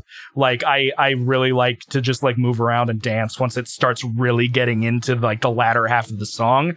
And it does. The transitions on the album work really well. The transition between Praise the Lowered and Stand are good. I did not like the first couple times I listened to it. As fair. It went on, I just think it is a little repetitive. It's a little too long for my tastes. I do like Ockerfeldt's growls in that, though. Yes, I do. I enjoy that. But after a while, I did kind of get into the vibe. I like the singing on it as well. I also like the lyrics of the "Some Fine Heaven" and stuff like that. I enjoyed it quite a bit. Okay, never mind. I looked at the lyrics. I recognize Jular now. Jular's really good. It has a lot of cool it's background Ular. chanting. Ular, is that my mistake? Ular is really good. And then this particular song has a lot of consistent snare, if I remember, going on throughout like the entire track following the lyrics, I think. Hold on. I just want to double check. I do know I liked it, but I believe Ular is one of those tracks that it's like, it's fine. But I fucking love it. That was like my first Devin Townsend track. Yeah, before I had... You said this was 2011, right? Correct. This was the tour I saw him on. He did Planet of the Apes and Ular live, obviously, without the guest spots. Right. Unfortunately. He didn't do Samaria, which is a disappointment, especially since he was touring with Gojira. Yeah, that's kind of a missed opportunity. Yeah. Well, and they could have also done the Sea Shepherd thing together. Granted, they couldn't have done. I still haven't listened to that yet. I need to. It's literally a song. I know. I just keep forgetting. After re-listening to Ular, sorry. I do really like that song. I already talked about Planet of the Apes. I do still like Planet of the Apes. I think it's a little long. I start zoning out near the end. That being said, Sumeria is freaking awesome. I think that Sumeria song is so good. And the thing is, I told you about it, or I mentioned it once, and you said, I think you had a point, but you said you wanted to wait till recording. Sumeria is actually kind of Gojira-y. Oh, yeah. In terms of the writing, I think. The riff, I was like, yes, this sounds like Gojira. Yeah, I mean, that entire song is very Gojira-y. Mm-hmm. I really enjoy it. I like Joe's vocals on it as well. Yeah, I don't really have anything to say about Sumeria other than it absolutely slaps. Now, we come to the mighty Masturbator. It is the longest song on the album at 16 minutes, 28 seconds. Great thing about this, it does not feel like it's 16 minutes and 28 seconds. I think this song is a masterwork in terms of keeping your attention and flow, transitions, up until the very end. I think the very end gets to be a little overstated with the like the carnival music. I think it starts dragging a little bit there when Ziltoid is talking. I could have done a minute less of that, but it is really good. I love each section of it. It builds up nicely. I actually did something I guess I have a complaint about is when the lyrics aren't sung, I sometimes have an issue hearing out what he says. In this song, I was able to understand a lot of them. I think it does have segments of getting a little repetitive, like "Save the world, you fool, you child" gets to be a little repetitive. It just lasts a little bit long. I really do like Greg's of the Dillinger Escape Plan's part in this song. I think it's very, very cool. And at the very end, I completely lose track of what Ziltoid is saying. I didn't realize that Ziltoid was even on it until you told me that he says, "Ladies and gentlemen, Ziltoid the omniscient." And I was like, cool. And looking at the lyrics now, I wish I did do a sit down and look at the lyrics, because some of these are so stupid, entertainingly great. So, "See the four-faced boy, see the man with 17 testicles, see the child stand back and look into the infinite void." Like, the few times I've gotten to see and notice Devin's humor, I think he's very good at being funny. He's fantastic live. Yeah, in the live version of Sumeria that you've sent me in the past, I like the random Ziltoid moment at the beginning. "Ziltoid for president. Phlegm in every cafeteria. Yes, buckets of it." Yeah. I wonder, because that is the same concert, I believe, as the Mighty Masturbator live video. I wonder if that is literally the aftermath of that or the prior to. I can't remember. I feel like it would make sense if it was after. Yeah. Mighty Masturbator is good. I don't remember Pandemic that much. I know it's not bad because I don't remember being like, "Ugh, this song sucks." But I think after the Mighty Masturbator, I kind of get into I'm a little tired now. Yeah, that's how I was too. I was like, the first bit of this album is all right. Then Sumeria hits, or Ular hits, and Sumeria hits, and I'm like, yes. And my masturbator, and I'm like, okay, this is done. We're good. I mean, the album does run an hour and 10 minutes, so it's a long album, especially for just 9 tracks. That being said, I do like the song Deconstruction quite a bit. It has some really good humor. Even Guar's part in it? I forgot Guar was in it. Does he do vocals? Yes. Where? I think he's like some of the spoken word shit. Oh, like in the beginning? Either in the beginning or the middle of the song. Fair enough. I like the intro other than the farting sounds. I'm like, it's weird that I've been listening to stuff recent. Like there's a part in Mr. Bungle's first album that does that. Like the song ends and he goes, I'm going to go get a coffee. And then it's like some weird stuff. And then that feeds into a song. I'm like, why am I listening to things that have like weird farting and samples? I don't get it. But, cheeseburger. Beautiful. It's yeah, he's the vocals on Deconstruction, and Friedrich Thorndal does the solo. I do like the solo. It's very clear of the solo. He has a very particular style of playing. Here it comes. Oh, good Lord, it's a cheeseburger. The song it has some very clear jokes, including a part where he thinks the song is over, and then it's like, we're not done yet, are we? And then it goes back in. That song's really good. And then I like Poltergeist, if only because it does like a really cool sudden transition into it with Devin shouting, "Let's finish this." I'm like, all right, that's kind of cool. Fun fact, Poltergeist does not have any guest spot. I was unaware. But sometimes I had only song that doesn't have any guest spots. So yeah, Devin Townsend Project, at this point, I think everybody knows how much of a fan of Devin Townsend both Mitchell and I are. I enjoy this quite a bit. I don't know how it compares to other albums. I don't know if I enjoy a Strapping Young Lad record more than this or not, or Empath, because I think I've listened to all of Empath. And Empath was my first foray into Devin Townsend. It's very, very good. There are a couple complaints I have, but it's kind of, a lot of them are just complaints that happen on Devin Townsend in general, kind of being a little repetitive, maybe staying on a riff a little bit too long, or overstaying the song's welcome, things like that. Overall, I really like Deconstruction. I would probably give it an 8.5 or a 9, somewhere in there. It's very excellent. If you want a somewhat funny, but some really groovy music, and you've never really given a chance. Now that I think about it, I don't know where I would suggest somebody start with Devin Townsend. I think Deconstruction might be a little much. Deconstruction was actually my first album, and it was too much for me at the beginning. It was something I had to like listen to a couple of times, and then I was like, oh yeah. I think Empath is not a bad way to start, actually. Empath would be cool. Maybe Strapping Young Lad if you're a bit more into just like your traditional, like maybe you like thrash and things like that. But yeah, Devin Townsend's Deconstruction is very, very good. At least we had one good scoring album on this episode. On this episode, I don't think I can rate this. I don't think I can rate Disco Volante. It's one of those albums for me, anyway. I don't think I rated Disona. Now that I think about it, I can't remember. I'll have to look again. But anyway, yes. So. Do you have any notes about either album? Yes. Well, I already said everything that needs to be said about Disco Volante. Deconstruction, I actually saw this on the tour. It was the Atlas Moth, Devin Townsend Project supporting Gojira on their first U.S. headlining tour, doing L'Enfant Sauvage. God, I would kill to relive that concert. It was fantastic. And I shook Devin Townsend's hand. Oh, Debbie. Debbie. He gave me a pick. Nice. It was really cool. Do you still have it? Yes, I do. It has Devin.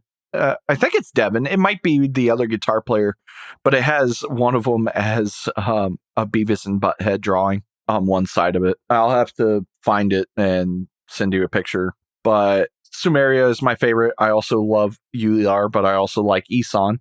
Even though I haven't listened to much Emperor, I do like his solo work. Sumeria, I thought, was just fantastically written. All the transitions, that like final growl from Joe going into the like little xylophone chimey stuff, and then Paul Masvidal coming in. Just perfect. So there was two things I wanted to say. One, I believe ULR is totally made up. I can't 100% remember. I guess I can look that up right now while I make this point. What do you mean by made up? Like it's a completely made up word. However, Sumeria is actually a thing. The Sumerian people, if I remember correctly, are considered to be the very first civilization. Yes, the Sumeria, or the Sumer, is the earliest known civilization in the historical region of southern Mesopotamia. Yeah, I've heard of Sumeria before. So I just thought that was interesting because it's an exploration of reality and everything. To be going back and looking at that, it does make sense in the story as well as some of the other stuff going on. I think ULR was just supposed to be like a symbolization of God itself or something like that. But I can't 100% say for certain because it's Devi and Devi's weird. Man, they released 2 full lengths in 2011. Other points that I would like to bring in. He had the Prague Philharmonic Orchestra with this. Prague Philharmonic Orchestra is actually a really big part in metal, but where I know them most from, they are the symphony for Septic Flesh on all their albums, because I've seen them several times pop up for metal. Oh, they're in the metal archives. They have been on albums with a band called After Forever, never heard of them, Blind Guardian, Devin Townsend Project, Dimmu Borgir. They were with Dream Theater on the shitty album. They were with Epica. They were unfortunately with Iced Earth, and Septic Flesh is their big one that they've done constantly with. Oh, and they've been with Yngwie Malmsteen, who can go eat a chode because he's a stuck-up piece of shit that is still good at guitar. So the one thing that you brought up, which was Sumeria sounds a lot like a Gojira part or a Gojira song. I honestly think a lot of the songs like whatever the guest spot is, he borrows that play style at least a little bit in those songs. Because I do hear a little bit of Opeth in Stand. It's not the entire song. Like, Sumeria is almost all Gojira. But yeah, I think parts of it, you can really, like, he is borrowing those styles. I mean, that's an interesting thought, but I don't hear, like, for example, I don't hear BT Bam in Planet of the Apes. And I mean, I guess then again, I've never really listened to a lot of BT Bam. Planet of the Apes, I think, is very Meshuggah-y, at least in the beginning. I mean, I definitely do hear some Opeth with the Stand. Let me see if I can find the part, because if I remember correctly, it was the guitar solo and Stand that really reminded me of it. Yeah, okay, so listen to Stand and skip to like 5:35. I don't know, I get kind of Ghost of Reverie vibes from the guitar solo. I could see that. The rhythm's not so much, but the solo, yeah. So, and it could just be me really leaning in and it's just a coincidence. But yeah, Sumeria 100%. It's a Gojira song until Paul Masvidal comes in. Metal Hammer describes Deconstruction as easily the most deranged, complex, and sonically overwhelming thing he's ever done. I could see that. I could agree to that. If they were going to say that's the most sonically deranged music ever made, then I haven't listened to Disco Volante. Hey, Metal Hammer, have you listened to Disco Volante?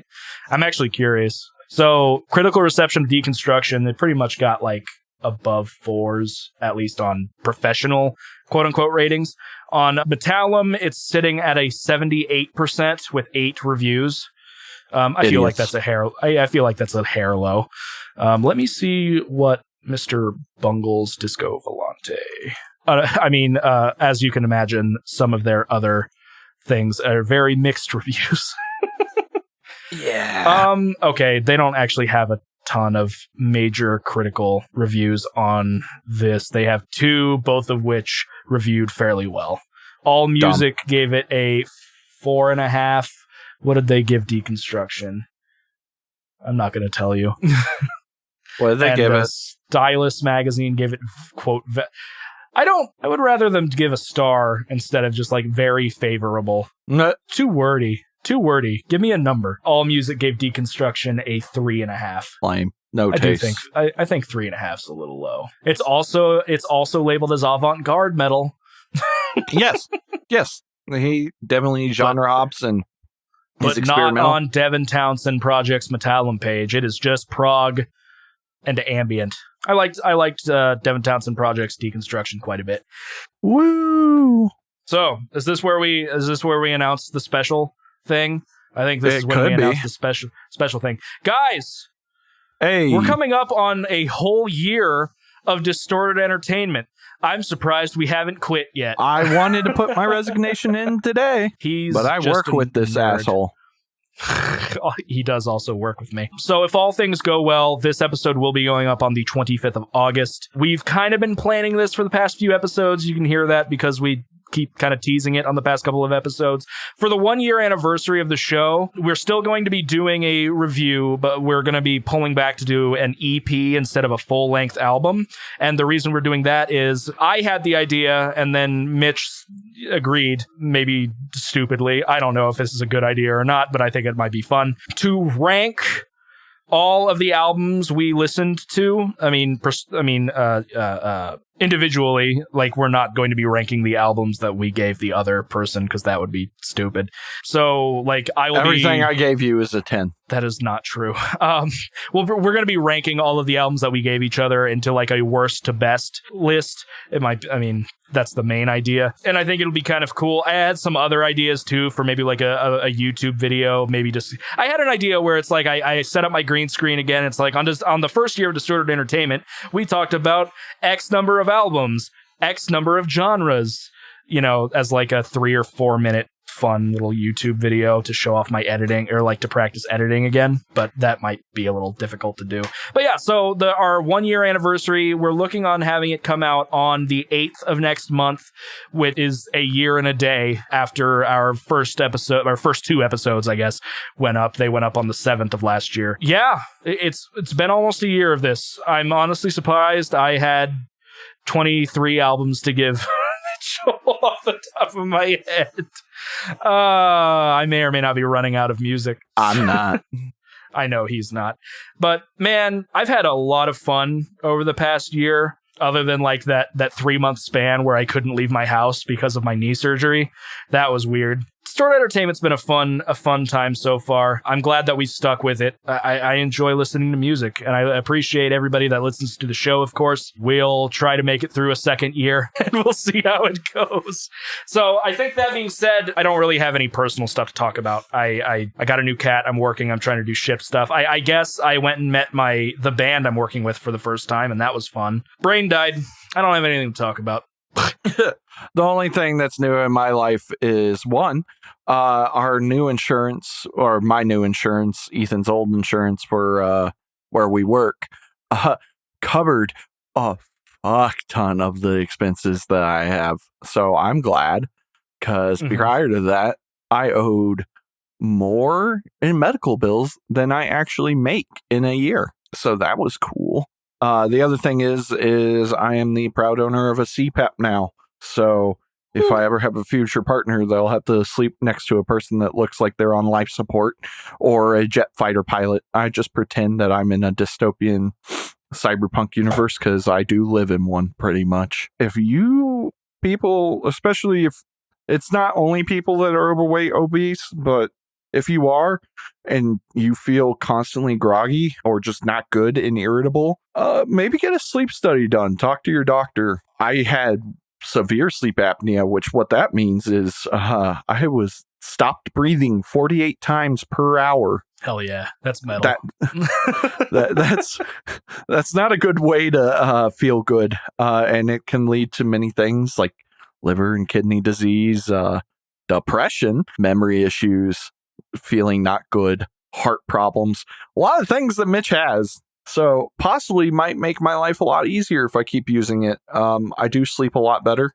It is weird at first, but you get used to it. I think some people have harder times than others because people don't like things against their face when they're asleep, like eye masks and blindfolds and stuff like that. I don't have that issue, so I'm able to sleep pretty easily with it. And I haven't ripped it off my face in my sleep. So It's pretty good, and it creepily keeps track of a lot of data and sends it to all the medical staff. So some people might have issues with that. Get over it. But apparently, I only stop breathing like once or twice now per night, and it immediately like forces me to not stop breathing when it detects that. Much better, much nicer. I'm still enjoying my job that Ethan got me again. I might start doing Upwork as an article writer because I'm not using my philosophy degree. Might as well do it now. Try and make some money with it. Yeah, that's pretty much my life. It doesn't really change. I work, I come home, I be sad. I record this on occasion. Woo. On occasion. And I'm blasting through Metroid games when I feel like playing. Yeah, I feel that. Oh yeah, Hades dropped on PS4, so I rebought it. Just because, I mean, I haven't streamed in like 2 months, and I don't really like gaming on my PC right now, just because the chair is uncomfortable. And I would rather sit in my recliner. I do have a Steam Link I could set up, but the Steam Link is very meh. Until I get everything wired up, maybe. I've used it in the past, and it's okay, but it doesn't work super well for everything. So, Mitchell, yes, we have to give each other some EPs. And we have a lot of homework to do on top of that. And we do have a lot of homework. I really need to start working on that. I've re-listened to some of the stuff. I need to just sit down and make like a proto list. Like just go through each episode and listen to what I gave each one, or just if I remember, set it up. But yeah, so I'll start. I'm running into a little bit of an issue because it's what I basically know what Mitch is going to give me, but previously I told Mitch what I was probably going to give him, which is Irony is a Dead Scene by Dillinger Escape Plan. Now, the reason I'm hesitant on doing that, it's a 4-song EP. I think it only runs about 11 minutes, but it's another album with Mike Patton on it. It was shortly after Dillinger released their original singer. I think Mike Patton actually found Dillinger and just really liked it. Like, I think he saw them live or whatever and really liked them, so he discussed working with them. And by the time they started doing Irony is a Dead Scene, Greg Puciato, I think it's Puciato. Greg had joined the band, and they were already touring. So, but they still released this with Mike Patton. And the first time I heard it, because I was curious, I liked Faith No More, and I listened to a little bit of Fantomas and some of Mike Patton's like weird stuff, but not like Mr. Bungle. He has a couple of other oddities. I was like, oh, he did one with Dillinger. Let me check that out. And I did not get it. I was like, oh yeah, this sounds a lot like Calculating Infinity, and even with Mike Patton, I don't know what's going on in this. After listening to all of Mr. Bungle, I then went and I also listened to one of Dillinger's albums, One of Us is the Killer, which is very good. He might get that at some point. I listened to Irony is a Dead Scene. I was like, okay, I get it. You know, it's interesting. It's catchy in some areas. It's very chaotic though. But because I gave him the hardest Mr. Bungle album to listen to, and because I gave him Faith No More recently, I think Mitch is a little Mike Pattoned out. So I was trying to figure out something else to give him. So I thought of a couple of other things. Metallica EP.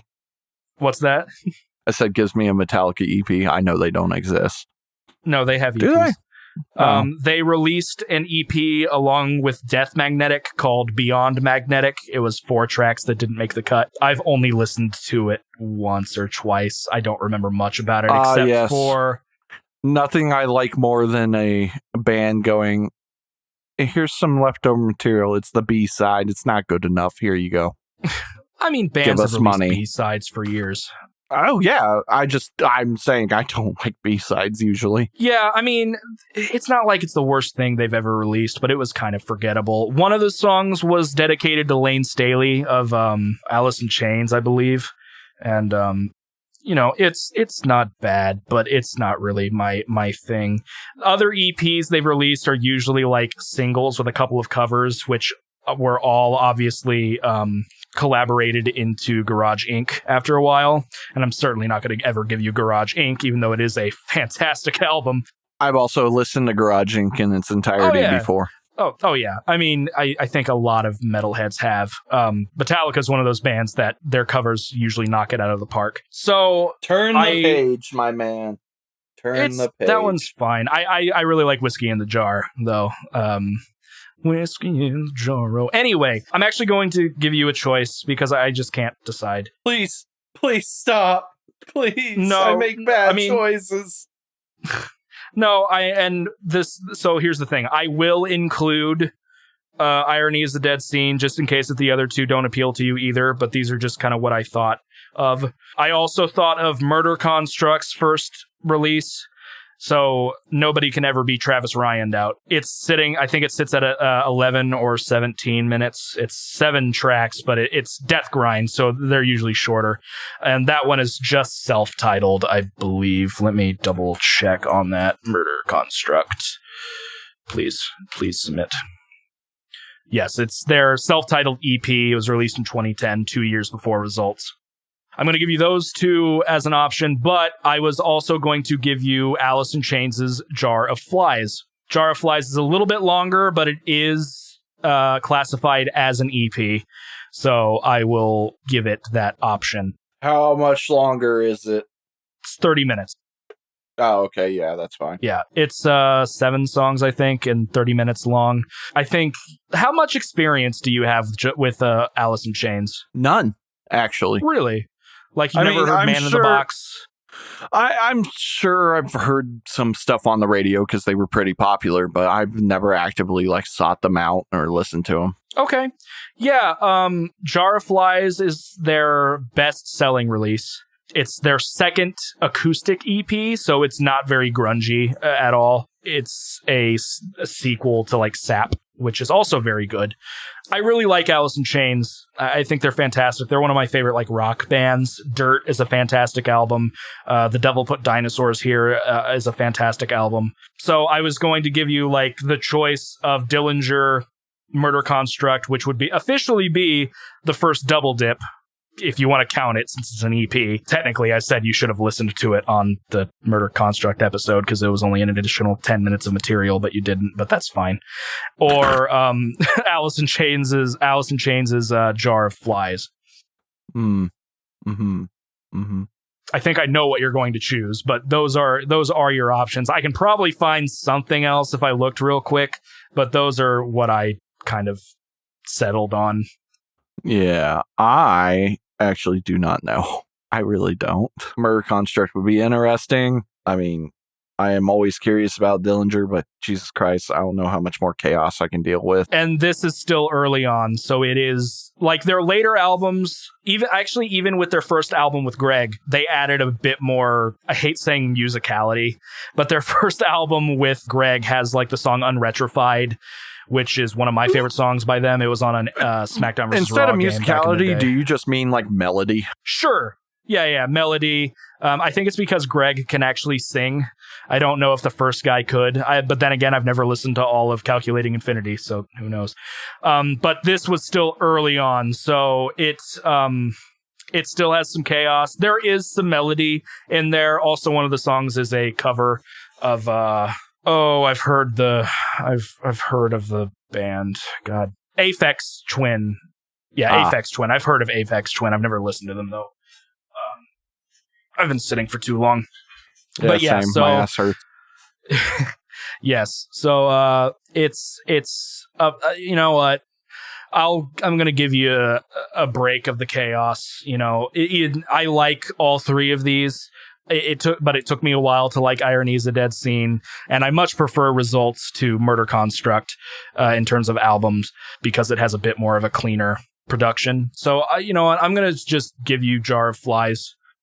All right. Yes, Alice in Chains' Jar of Flies. It is very good. It's a little depressing at times, but it's such a good album. I love Alice in Chains. And it's a little bit different. I don't think either of us have given each other anything that's a pure acoustic record.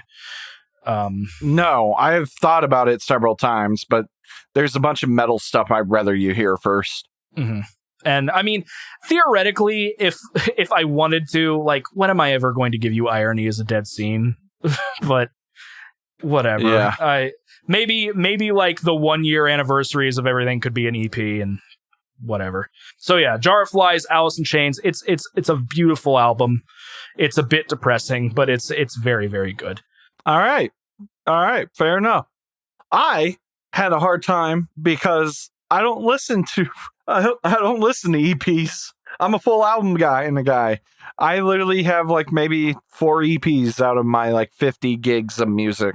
Is that how much? Oh, no, I take it back. It's only 44 gigs. I used to have more, but I went through my playlist and deleted a bunch. I'm going to give you a choice between 2 EPs. You can either do a Haken EP, which is only 3 songs, but it's 30 minutes long. And okay. the last song, which is really good, it's called Crystallize, is most of the EP. It is 2/3 of the EP. Of course it is. Of course it is. Or the other EP, which I did listen through. I mean, I've listened to Restoration by Haken several times. It's really good. I really like the first song on it. I like the entire thing, but I really enjoy the first song. The other one that you could get is Abigail Williams' Legend. Is so this their first release? I believe so.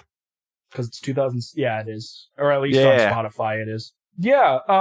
I love Haken, but in the interest of holding off double dipping for maybe one more episode, let's so I have experience with Abigail Williams. I've listened to a little bit of them before, and I do like them. So I'll give Legend a shot. It'll be the first thing I've listened to. Yeah, and it's my first experience with them. When my friend Doug showed me Abigail Williams, I heard Watchtower and Conqueror Worm quite a bit. Oh, I already have one of the songs favorited off this album. Oh, yeah. Well, EP. Yeah, EP. Like Carrion Birds. Yeah. If you don't feel comfortable with that, I could also give you a Skeleton Roach record, because even though it's a full record, it's only 30 minutes. No, I'm fine, because I don't remember Like Carrion Birds off the top of my head. I think I'm fine with it. I know that there was another song of theirs that I've had favorited. Into the Ashes. From In the Shadow of a Thousand Suns. So is Legend more black metal-y? Because a lot of people, I hear black metal fused with metalcore in their earlier music. Yes. So they did not get into the more atmospheric stuff until 2012 with Becoming. Everything prior to that's like the symphonic, metal-y core, deathcore, black metal stuff that they're known for. Gotcha. Okay. So this will be more in vein, along with like In the Shadow of a Thousand Suns, which is one of my favorite records by them. Gotcha. And yes, Legend is their very first release. I popped it up on Metallum. Gotcha. Did you know that you said Watchtower was one of their... They released it as a single in 2009, which is kind of curious. I wonder if it's maybe different. They like remastered it or something. Oh yeah, Watchtower Revisited is what it's called. I was curious because it has a 36%. So I wonder why. It's probably just a remaster and people don't like new things. So Abigail Williams is something that I would love to do if we ever did another double album episode. They're probably the one that I would do if we ever do that again. It's the reason that I really want to do it, because otherwise I would just have to double dip. Right. Or in this case, triple dip. So, but I knew the name Abigail Williams was familiar. It's from The Crucible. It's from The Crucible. Cool. Yeah. There you go. So the next episode, first of all, is this episode 22? I think it is. Yeah, 20. This is episode 22. So episode 23 is going to be our year anniversary episode, Mitchell. Woo. And I mean, that's actually not that bad. With the amount of times that we've been late or we took the break in Christmas, should technically the 1 year should be 26, I think. So it wasn't, we didn't miss too many episodes. And no, I mean, that's almost on track to 2 episodes per month, which is the goal anyways. And I mean, we did put out a bonus episode, plus there's episode 0 as well. So I guess we did hit 25. Did we do multiple bonus episodes? I thought we at least had one more. Nope, we've only done one bonus ep. That was 7.5 with the really bad Rolling Stones list. We did discuss doing one of the other lists we found in there. I think it was like Stereo Gum or something. There was another thing that I found of like... Wasn't the Sun one a bonus episode? That was the same. That was during the Rolling Stone. Oh. Like we did that at the same time. All right. Well, that shows how much I pay attention. But yeah, so on the 21st or the 23rd episode of the show, our 1-year anniversary, we are going to be going over an Abigail Williams EP as well as an Alice in Chains EP. And we will also be ranking all of the albums we have been given throughout the past year. I don't think it's quite... It should be even. We always gave each other a double. No, except, well, so here's the question, though. It won't be even because I gave you a triple album, but it's one. So I was about to ask you, are you going to rate each section individually, or are you just going to rate the entire thing together? I'm probably just going to rank the entire thing together. Gotcha. But that might change in the next couple of weeks. But anyway, yeah, so... I'm looking forward to our 1-year anniversary. I'm looking forward to listening to some Abigail Williams. I'm sure you're appreciating a break from chaos and a little bit. And a little bit. So, yeah, guys, that is about it. I don't have any band to share at the end right now. Anyway, guys, thank you guys for tuning in to the Distorted Entertainment Podcast. My name is Ethan Carpenter. I'm joined by Mitchell Wade. If you like the show, please consider sharing it with your friends and your family to help us continue to grow. If you're in a band and you would like for your music to be shared at the end of the episode, please message us on Facebook. That's facebook.com/distentpod. That's DISTENTPOD. Or you can email us in the email in the description. We also have a Twitter. It's a distentpod as well. And I think that's about all of the shilling I have. Sounds about right. Thank you guys for tuning in. We will see you guys in a couple of weeks with our 1-year anniversary. Yeah. Yeah. Woo. And that's where I'm going to cut it. Yep.